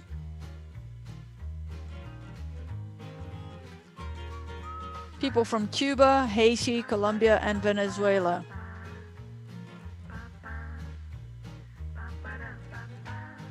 Expanding knowledge and understanding of the reality of immigrants, social inclusion, personal relations. As a humanitarian organization, peace is at the center of our mission. Thank you. Sensacional, não é, companheiros? Fabulous. Right, fellows? International services are the soul of Rotary and Rotaract. They are a very special part of our institution, which does not have any borders around the world. So let's get to know more of our fellows who got their services badge. 1521, Gisele Ribeiro, Rotaract Clube Belo Horizonte Leste. Sara Scarpler, Rotaract Clube de João Molevar. Adriele Pereira, Rotaract Clube Governador Valadares. Ercil Salgado, Rotaract Clube de Cataguases. Vinícius de Oliveira, Rotaract Clube de Viçosa. Rômulo Henrico, Rotaract Clube de Viçosa. Roberta Ramos, Rotaract Clube de Mariana. Lucas de Assis, Rotaract Clube de Ouro Preto. Paulo Henrique, Rotaract Clube de Ouro Preto. Tayara, Rotaract Clube de Lima Duarte. Raul Gustavo, Rotaract Clube de Itabira Cauê. Gustavo Vasconcelos, Rotaract Clube de Congonhas. Luiz Felipe, Rotaract Clube Matozinhos Bom Jesus. Distrito 4530. Rodrigo Tominaga, Rotaract Clube Brasília Cerrado. Distrito 4540. Leandro dos Santos de Sá, Rotaract Clube de Araraquara. Priscila Leandro da Silva, Rotaract Clube de Batatais. Carolina Aparecida, Rotaract Clube de Jardinópolis. Hector Aparecido, Rotaract Clube Monte Alto. Distrito 4560. Daniel Vieira da Paixão, Rotaract Clube de Cláudio. Brenda Thalí de Paula, Rotaract Clube de Três Pontas. Letícia Silva, Rotaract Clube de Arcos. Jussara Miranda, Rotaract Clube de Piuí. Gabriela Rodrigues, Rotaract Clube de Pains. Maria Quitéria, Rotaract Clube de Guarulhos, Vila Galvão, do Distrito 4563. Jéssica Aparecida Faria, Rotaract Clube de Poá. Guilherme Luiz, Rotaract Clube de São Paulo, Pirituba. Caroline Pontólio, Rotaract Clube Grande Osasco. Giovana Meneghello, Rotaract Clube de São Paulo, Vila Carrão. Distrito 4571, Suelen Muela, Rotaract Clube de Resende. Ellen Freire, Rotaract Clube de Resende. Jader Machado, Rotaract Clube de São José dos Campos Santana. Gustavo de Araújo, Rotaract Clube de Angra dos Reis. Distrito 4590, Letícia Andrioli, Rotaract Clube de Rio Claro. Akemi Manfio, Rotaract Clube de Campinas Convivência. Everton Castro, Rotaract Clube de Campinas. Beatriz Silvestrini, Rotaract Clube de Pirassununga. Rafaela Maria Rico, Rotaract Clube Limeira Tatuíbe. Distrito 4621. Matheus Felipe Padovese, Rotaract Clube de Rio das Pedras. Victor Henrique Padovese, Rotaract Clube de Rio das Pedras. Carlos Eduardo, Rotaract Clube de Tatuí. Jaqueline Bueno, Rotaract Clube de Tatuí. Mário Fernando, Rotaract Clube de Tatuí. Nicolas Mensato, Rotaract Clube de Sorocaba Leste. Arthur Henrique, Rotaract Clube de Sorocaba Leste. Maria Eduarda, Rotaract Clube de São Miguel. Fernando César, Rotaract Clube de São Miguel. Stephanie Denise, Rotaract Clube de Piracicaba. Maria Helena, Rotaract Clube Salto Montoné. Lázaro de Castro, Rotaract Clube de Itu Convenção. Jade Regina, Rotaract Clube de Indaiatuba. Gabriel Ferreira, Rotaract Clube de Indaiatuba. Agora do Distrito 4630, Fernanda Aparecida, Rotaract Clube Cruzeiro do Oeste. Júnior Nogueira, Rotaract Clube Cruzeiro do Oeste. Laís Conrado, Rotaract Clube Cruzeiro do Oeste. Geisiele de Roma, Rotaract Clube de São João do Ivaí. Rodrigo Ramos, Rotaract Clube São João do Ivaí. Eduardo Evangelista, Rotaract Clube Cidade Canção. Douglas Gato, Rotaract Clube Umuarama. André Giuliani, Rotaract Clube Umuarama. Wanderson Andrade, Rotaract Clube Mandaguari. Giovanni dos Santos, do Distrito 4640, Rotaract Clube de Palmas. Lucas Augusto, Rotaract Clube de Toledo. Jaqueline Teixeira, Rotaract Clube Santa Terezinha de Franklin Gasperini, Rotaract Clube Medianeira. Eduardo Luiz, Rotaract Clube Pato Branco, Amizade, UTFPR. Distrito 4652, Ricardo Ritter, Rotaract Clube Joinville. Henrique Herbert, Rotaract Clube de Jaraguá do Sul. Matheus Deretti, Rotaract Clube Jaraguá do Sul. Gabriel Soares, Rotaract Clube Balneário Camboriú. Luana Raquel, Rotaract Clube Balneário Camboriú. Bruno Cordeiro, Rotaract Clube Rio do Sul. Severo de Jesus, Rotaract Clube São Bento do Sul. Sabrina da Rocha, Rotaract Clube de Itapema. Nicolas Boaventura, Rotaract Clube de Joinville.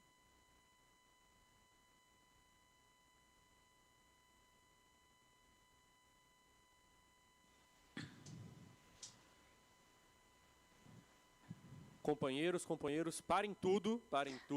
Stop everything. Stop the Draw My Life presentations, the recognition badges. Now we'll have a relaxing break. Andre and I preparing for CONARC. We've lost all of our hair. Hopefully, it will come back after the event. But every Rotarian, every Rotaractor needs to relax during these events. We need to relax, we need to get a distraction. And of course, we want to have different cultures, we want to have a culturally rich event. And today, because it's Friday, and thank God it's Friday, we're going to have a contest, and everybody can take part at home. It's a drinks contest here at our Rhythms of Brazil CONARC. So the rules are very simple. Mix a typical drink from where you live or a drink that means something to you. And it doesn't have to be alcoholic, okay?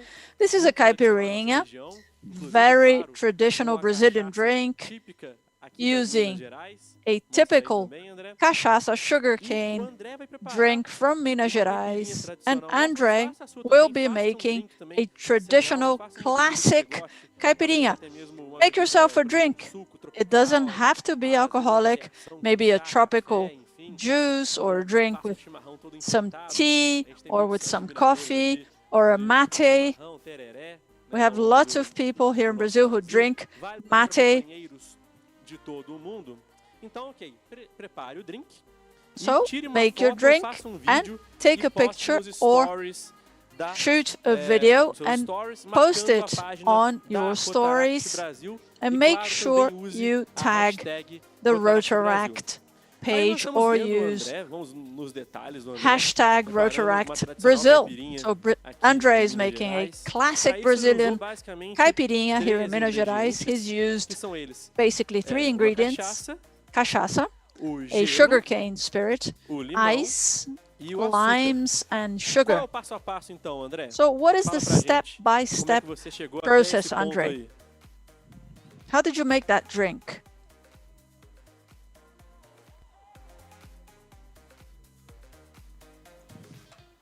Então, pessoal, muito simples. It's really simple.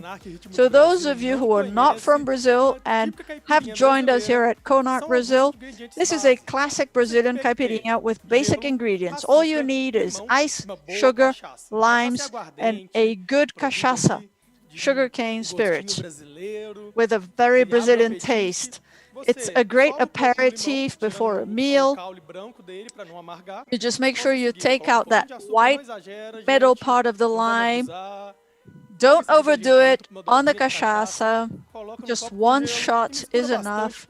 Add some ice and mix it up. This is a great recipe. Lucas, would you like to be the official caipirinha taster? Consuma com moderação tanto álcool quanto açúcar. drink both alcohol and sugar in moderation. So let me give André his caipirinha. I'm going to taste his caipirinha. But you can make alcohol-free drinks, other kinds of drinks. Anything goes.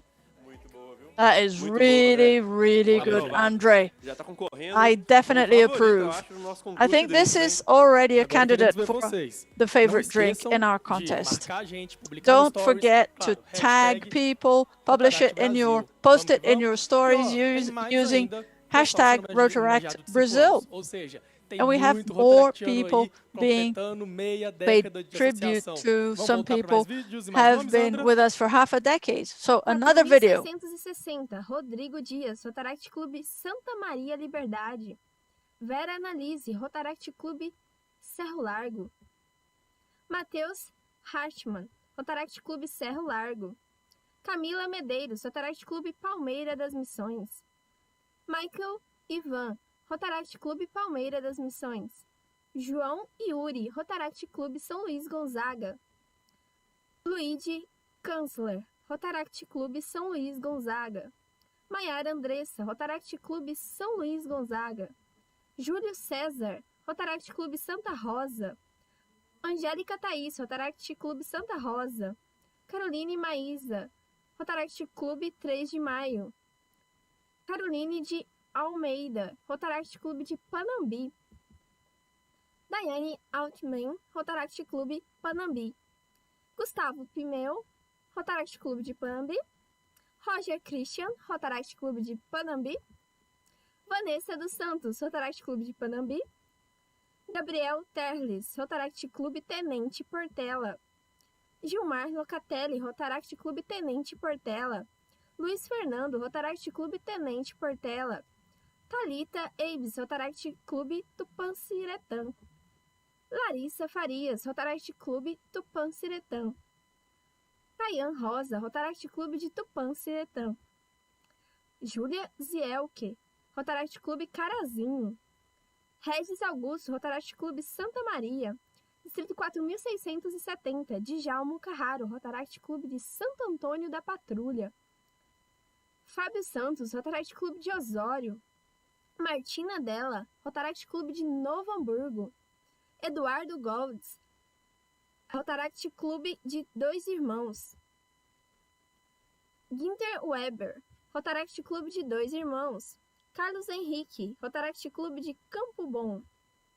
Frederico Ernesto, Rotaract Clube de Campo Bom. Carolina Teixeira, Rotaract Clube de Canoas Integração. Natália Oliveira, Rotaract Clube de Canoas Integração.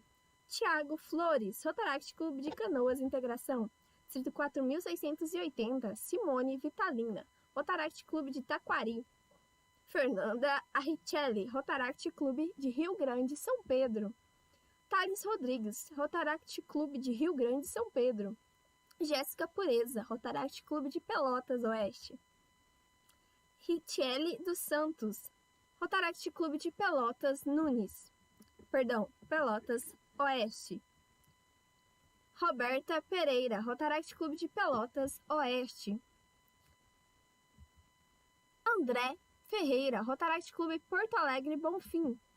Graziela Schneider, Rotaract Clube de Porto Alegre Bonfim. Ruben Kloss, Rotaract Clube de Porto Alegre Bonfim. Cito 4700, Caiane Agostini, Rotaract Clube de Arroio do Meio. Matheus Gabriel, Rotaract Clube de Arroio do Meio. Raíza Betânia, Rotaract Clube de Arroio do Meio. Roberta Stephanie, Rotaract Clube de Arroio do Meio. Francine Rison, Rotaract Clube de São Marcos. Fernanda Furlan, Rotaract Clube de São Marcos. Marcelo Buffon, Rotaract Clube de Lajeado. Lauren da Rosa, Rotaract Clube de Lajeado. Ricardo Reginato, Rotaract Clube de Passo Fundo, Planalto Médio Universitário. Rodrigo Reginato, Rotaract Clube de Passo Fundo, Planalto Médio Universitário. Christopher dos Santos, Rotaract Clube de Passo Fundo, Planalto Médio Universitário. Distrito 4710, Caio Henrique, Rotaract Clube de Londrina Sul. Rafael Silva, Rotaract Clube de Cambará. Juliano Ribeiro, Rotaract Clube de Cambará. Distrito 4.720, Lana Ellen, Rotaract Clube de Castanhal. Distrito 4.730, Camille Schmid, Rotaract Clube de Curitiba, Avenida das Torres. Kieslen Julian, Rotaract Clube de Curitiba, Rebouças. Rafael Correia, Rotaract Clube de Curitiba, Bom Retiro. Thaís Nascimento, Rotaract Clube de Paranaguá, Rócio. Distrito 4.740, Giovanni Alex, Rotaract Clube, Agnes de Dionísio Cerqueira. Ana Paula, Rotaract Clube, Agnes de Dionísio Cerqueira.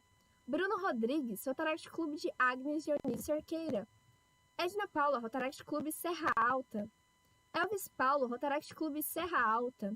Elisandra, Rotaract Clube Serra Alta.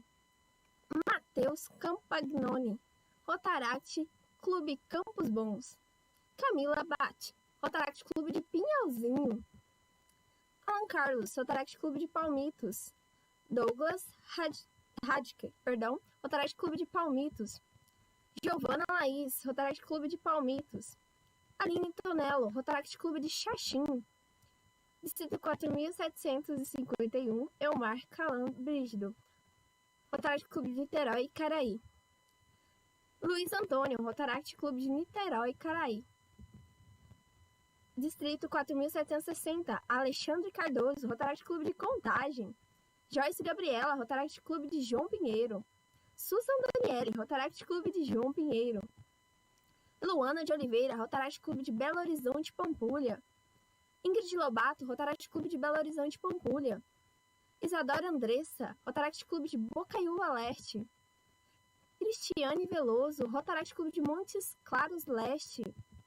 Distrito 4.770, Guilherme Rodrigues, Rotaract Clube de Mineiros.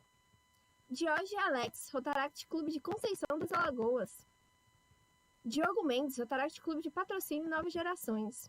Mário Sérgio Luiz, Rotaract Clube de Patrocínio Novas Gerações. Reinaldo Júnior, Rotaract Clube de Patrocínio Novas Gerações. Rony Anderson, Rotaract Clube de Patrocínio Novas Gerações. William Pompeu, Rotaract Clube de Patrocínio Novas Gerações. Luciano Silva, Rotaract Clube de Turama. Distrito 4.780, Lucimara Correia, Rotaract Clube de Bagé Campanha. Lauro Figueira, Rotaract Clube de Bagé Campanha. Nepomuceno Jerônimo, Rotaract Clube de Uruguaiana. Iago Gato, Rotaract Clube de Bagé, Rainha da Fronteira. Bruna Silva, Rotaract Clube de Bagé, Rainha da Fronteira. E assim se encerram as homenagens de hoje, referente aos 5 anos de serviços prestados. E foi muita gente de 5 anos. Parabéns a todos vocês associados que comemoraram meia década de associação. Que incrível isso, né? Meu Deus, quanta transformação deve ter sido nesses anos para vocês. Meus parabéns. E agora, gente, diretamente, vocês acharam que não, mas a gente tem um estúdio ainda mais distante do que nosso estúdio 2. Rio Grande do Sul serve, não serve? Eu acho que serve. Então, Pati, fala pra gente aí como é que estão as coisas no Rio Grande do Sul.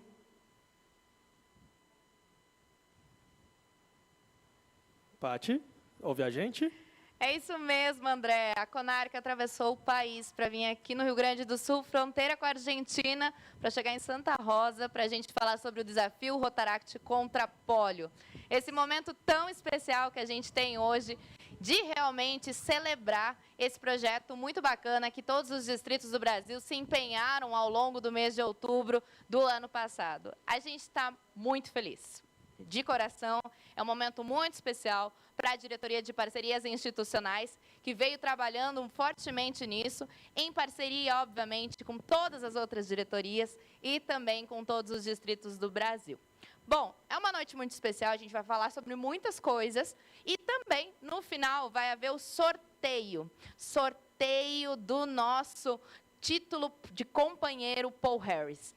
Esse momento a gente é muito aguardado e também vai ser o espaço para a gente encerrar oficialmente o nosso projeto. Para começar, a gente vai falar um pouco sobre os dados. Quando a gente começou lá atrás, Well, when we started in the past, we challenged ourselves to have the largest Rotaract donation involving all districts in Brazil. It seemed to be huge, and it really is. Worked a lot, and up to the moment when found a way to turn that into reality. So we decided to have a national target of 35,000 reais.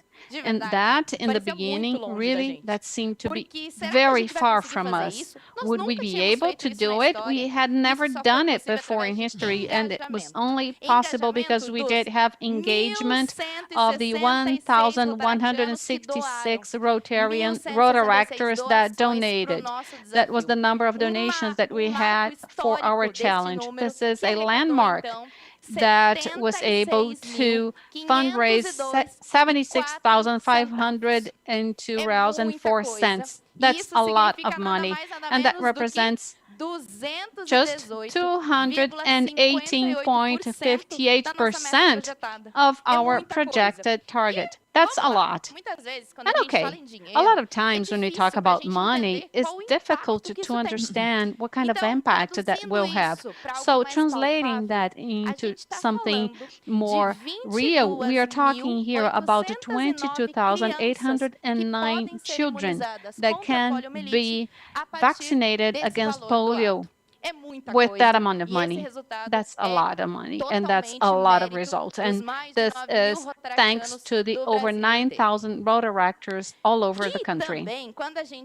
And also, when we talk about donation, we have to consider that engagement, the engagement of 100% of the districts. And when we were back there in October, and we were doing a daily follow-up, and we thought we now have 5 districts to go, 2 districts to go, 1 district to go, and all of a sudden, all 31 districts had a donation, at least 1 real from each one of our 31 Brazilian districts.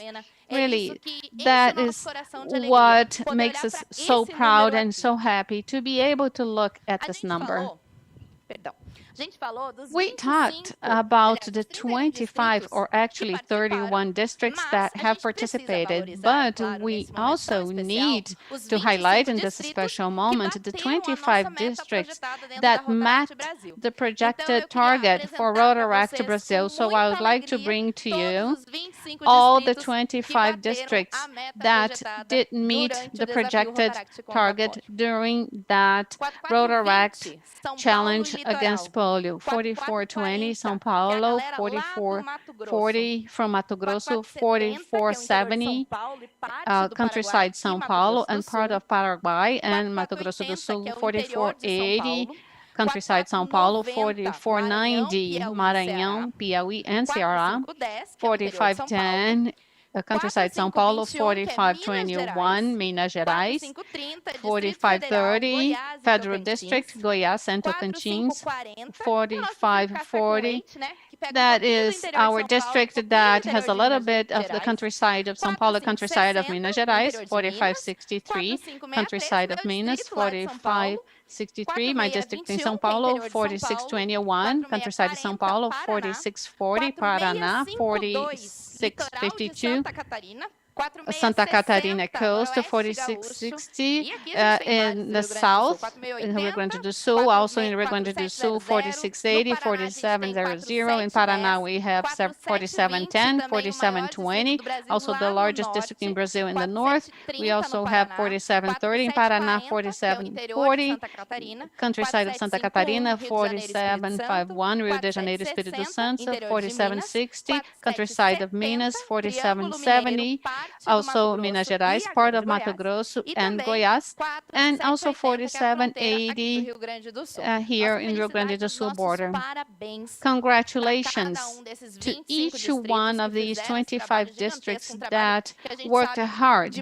We know this is a huge work. They had projects, different activities during this whole month, and they do deserve our recognition for their efforts. And also all the 31 Brazilian districts. I know everyone worked hard towards that goal.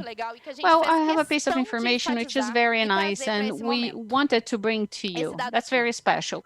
57.03% of those that have participated on our challenge had their first donation to the Rotary Foundation in this project. That is, we are talking about here about 30.8 thousand reals coming from first donations. That shows a new moment, a new donation tradition for the Rotary Foundation. These were people that donated for the first time. That's a very special landmark, and we need to highlight it. But there's something else that's also nice. When we defined that target in the beginning, the largest Rotaract donation involving all Brazilian districts, it seemed to be huge, and it really was. We talked about that already. But when this week I received a call from Lucas Assis, our president, to tell us that RI contacted us with a new piece of information, something we never thought about. We were very happy to find that out. In the second half of 2020, Brazil ranked first in Rotaractors donations to the Rotary Foundation all over the world. So over $16,000 donated to the Rotary Foundation coming from us, Brazilian Rotaractors. We are very proud of all this work that was done, starting on this Rotaract challenge against polio, but also everything that was done by all districts in all the year. And what is even nicer is that we were ahead with a double amount of donations of those that ranked second. Well, I talked a lot about the challenge, all this information that we are very happy to share with you, but we also have to talk about CONARC. Before we go to the raffle, I'm going to have a little suspense here, and I will talk about our sponsors, because this year's event had to involve a lot of engagement, a special engagement, because we are doing everything online, and we wanted to be close together. We wanted to be in those huge events that are the original CONARCs, but we are at home. We are together, but we are at home. So we also needed to join forces to turn this event feasible, and our institutional partners team was able to bring 3 sponsors to this event. I want to talk about Engie Plus. It was founded in July 29th of 1988. Engie Plus started its activities in Santos, and it has a team of 200 employees. It dedicates itself to buildings, residential buildings, and also this has developed through a very high quality work. Thanks to the great engineers, it has always valued customer satisfaction. And we're very glad to have Engie Plus owner as a Rotarian, Luiz Barroso. So thank you very much, Barroso, for being with us and also with Engie Plus here in our event. Another sponsor, great partner, is Skinzani. This is one of the companies that is making feasible all this work in Santa Rosa, so that we can air this challenge, Rotaract challenge against polio. Squinzani believes that great experiences bring good results, and it allows these good experiences by on-demand solutions. Squinzani has the purpose of making its customers the best ones, and as a consequence, to help them make more money. It works to improve the value proposition and to generate more business opportunities, sales, and also loyalty to the brands. And Squinzani is comprised by former Rotaractors. Some of them are still Rotaractors, and today they are in the Rotary family, in the Rotary clubs. So we are very happy to see the entrepreneurship in our Rotarian family. And our third sponsor is Nicom Building Materials. This is one of the largest building materials stores in Brazil with all types of products, electrical, paints, showers, locks, everything that you need for your home, you will find there. And the owner is our dear Hiroshi, and he is our forever supporter, and he's always with us, not only in this project, not only with Rotaract, but also in the Rotaract Challenge against polio, but we'll get back to that soon. So, to conclude, we are coming to the end of this presentation, but I need to thank and to congratulate all the team that is working at CONARC, the training team in Belo Horizonte, working hard to turn this into a reality. Not only them, but also all the different areas are dedicating themselves, working hard, and we from the institutional partnerships area, we have to thank you the opportunity to be with you right now, and we'd like to invite all Rotaractors to be with us throughout this weekend. So let's go back and talk about the challenge. After all, everyone wants to know about the raffle. So let's talk about that. But I need to tell you that this is only possible for one thing. I talked about Hiroshi before, and he's our sponsor, and he's also our sponsor here for the Rotaract Challenge Against Polio. When we look at this couple, we cannot imagine how much they have donated to the Rotary Foundation and to the Rotary family.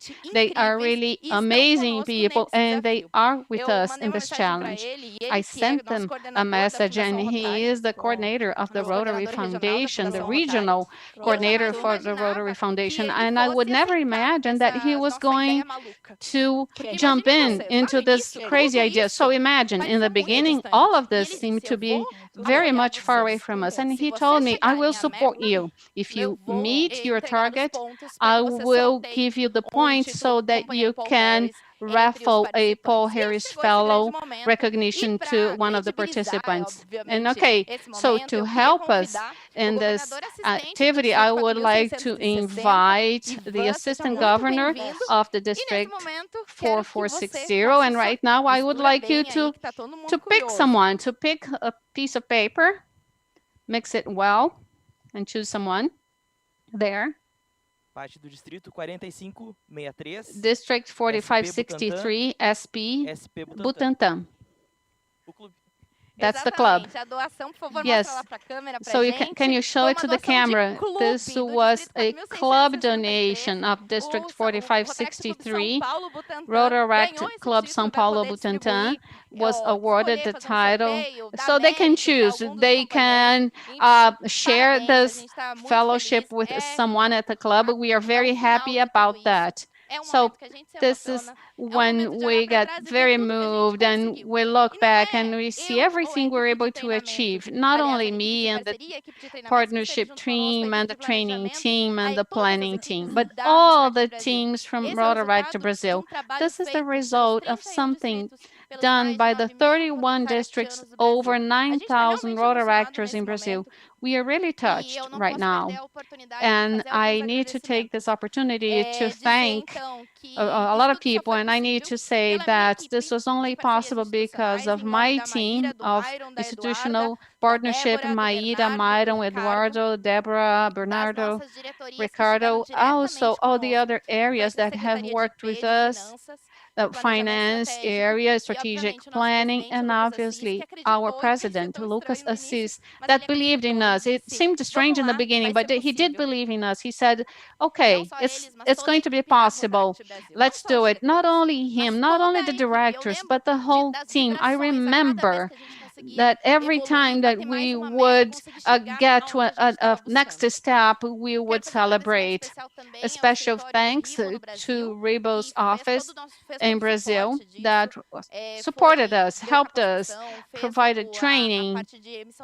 They worked with the payment slips, Larissa, everyone there at that office. I won't even dare to mention their names because all of them supported us greatly. And of course, our RDs. And I would like to say that that was only possible because you believed in us. You really jumped into this idea. You worked with your clubs, and now this is a reality. So now we are closing, but we'll still send you the certificates in the next weeks, and also we'll send the banners for the districts that met the target. So we are very happy to end here. That's a special moment. Let's fill up our hearts with emotion and thank for that we, all Rotaractors, were able to achieve. I'm very moved, I'm very happy, and I'm thankful for everyone. And I hope this is the first one of the many projects that we'll carry out. And I hope that we do not need many other projects to fight polio. I hope that very soon this is in our past and that we can have other types of fundraisings, but fundraisings for different needs, for other diseases that we intend to eradicate from the world. There is a lot of work to be done, and I thank the opportunity to be here with you in this project. Lucas, I turn the floor back to you. Very happy here in Rio Grande do Sul. Once again, thank you very much for the opportunity to lead this project, and I invite you and all Rotaractors to continue impacting lives and changing lives as well. Tati, it's great to know about the results. So thank you very much, and I hope all of us are successful in fighting polio. Thank you very much.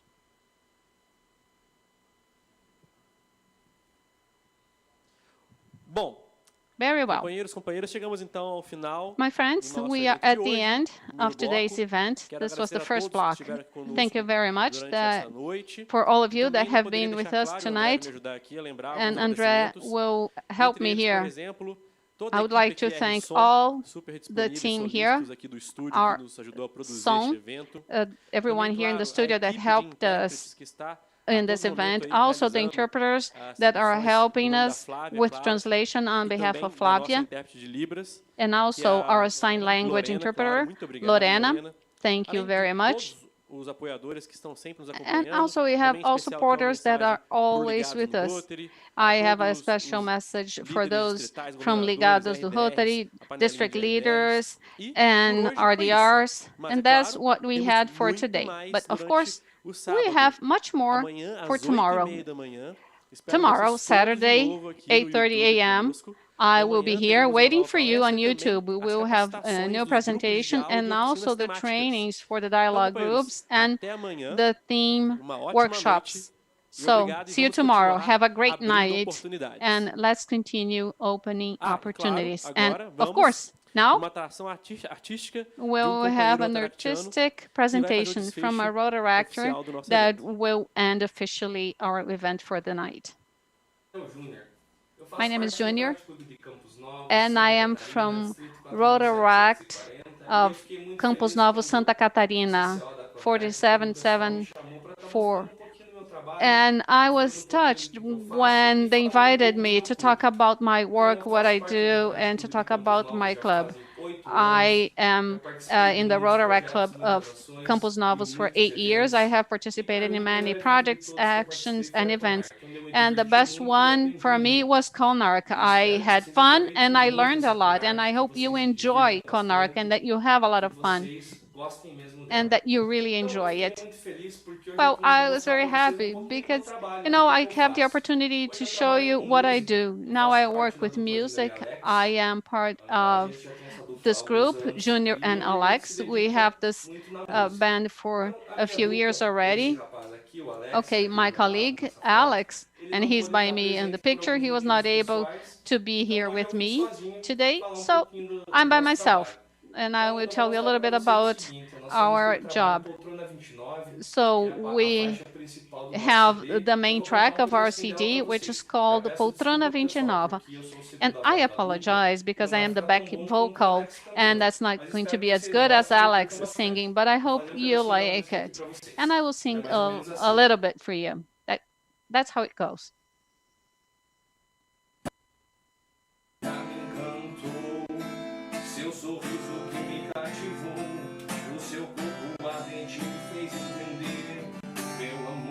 Agora é só seu, sua alma é clara, como a luz da lua.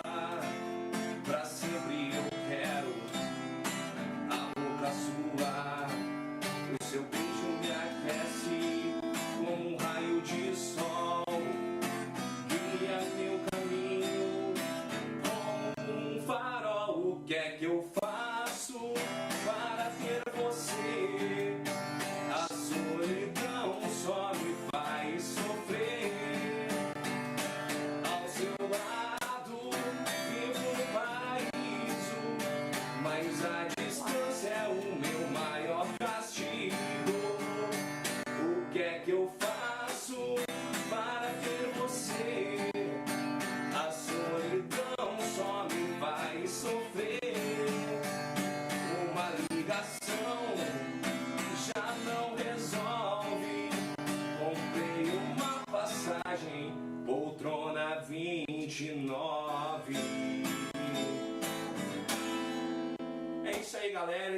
That's it, folks. That's just, a part of our song, Poltrona 29. I hope you enjoy it. Check it out on YouTube. Look for Poltrona 29. Like it. I hope you like also our CD. We have a video clip. Our material is very nice. Look for us on the social networks, Facebook and Instagram, Junior and Alex. You will see what we have done and what we will be doing.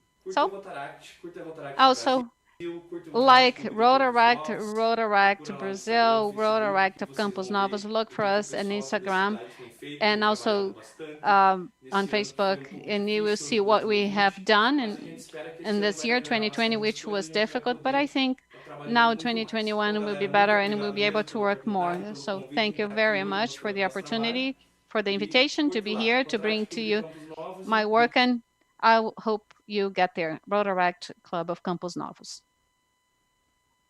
Thank you.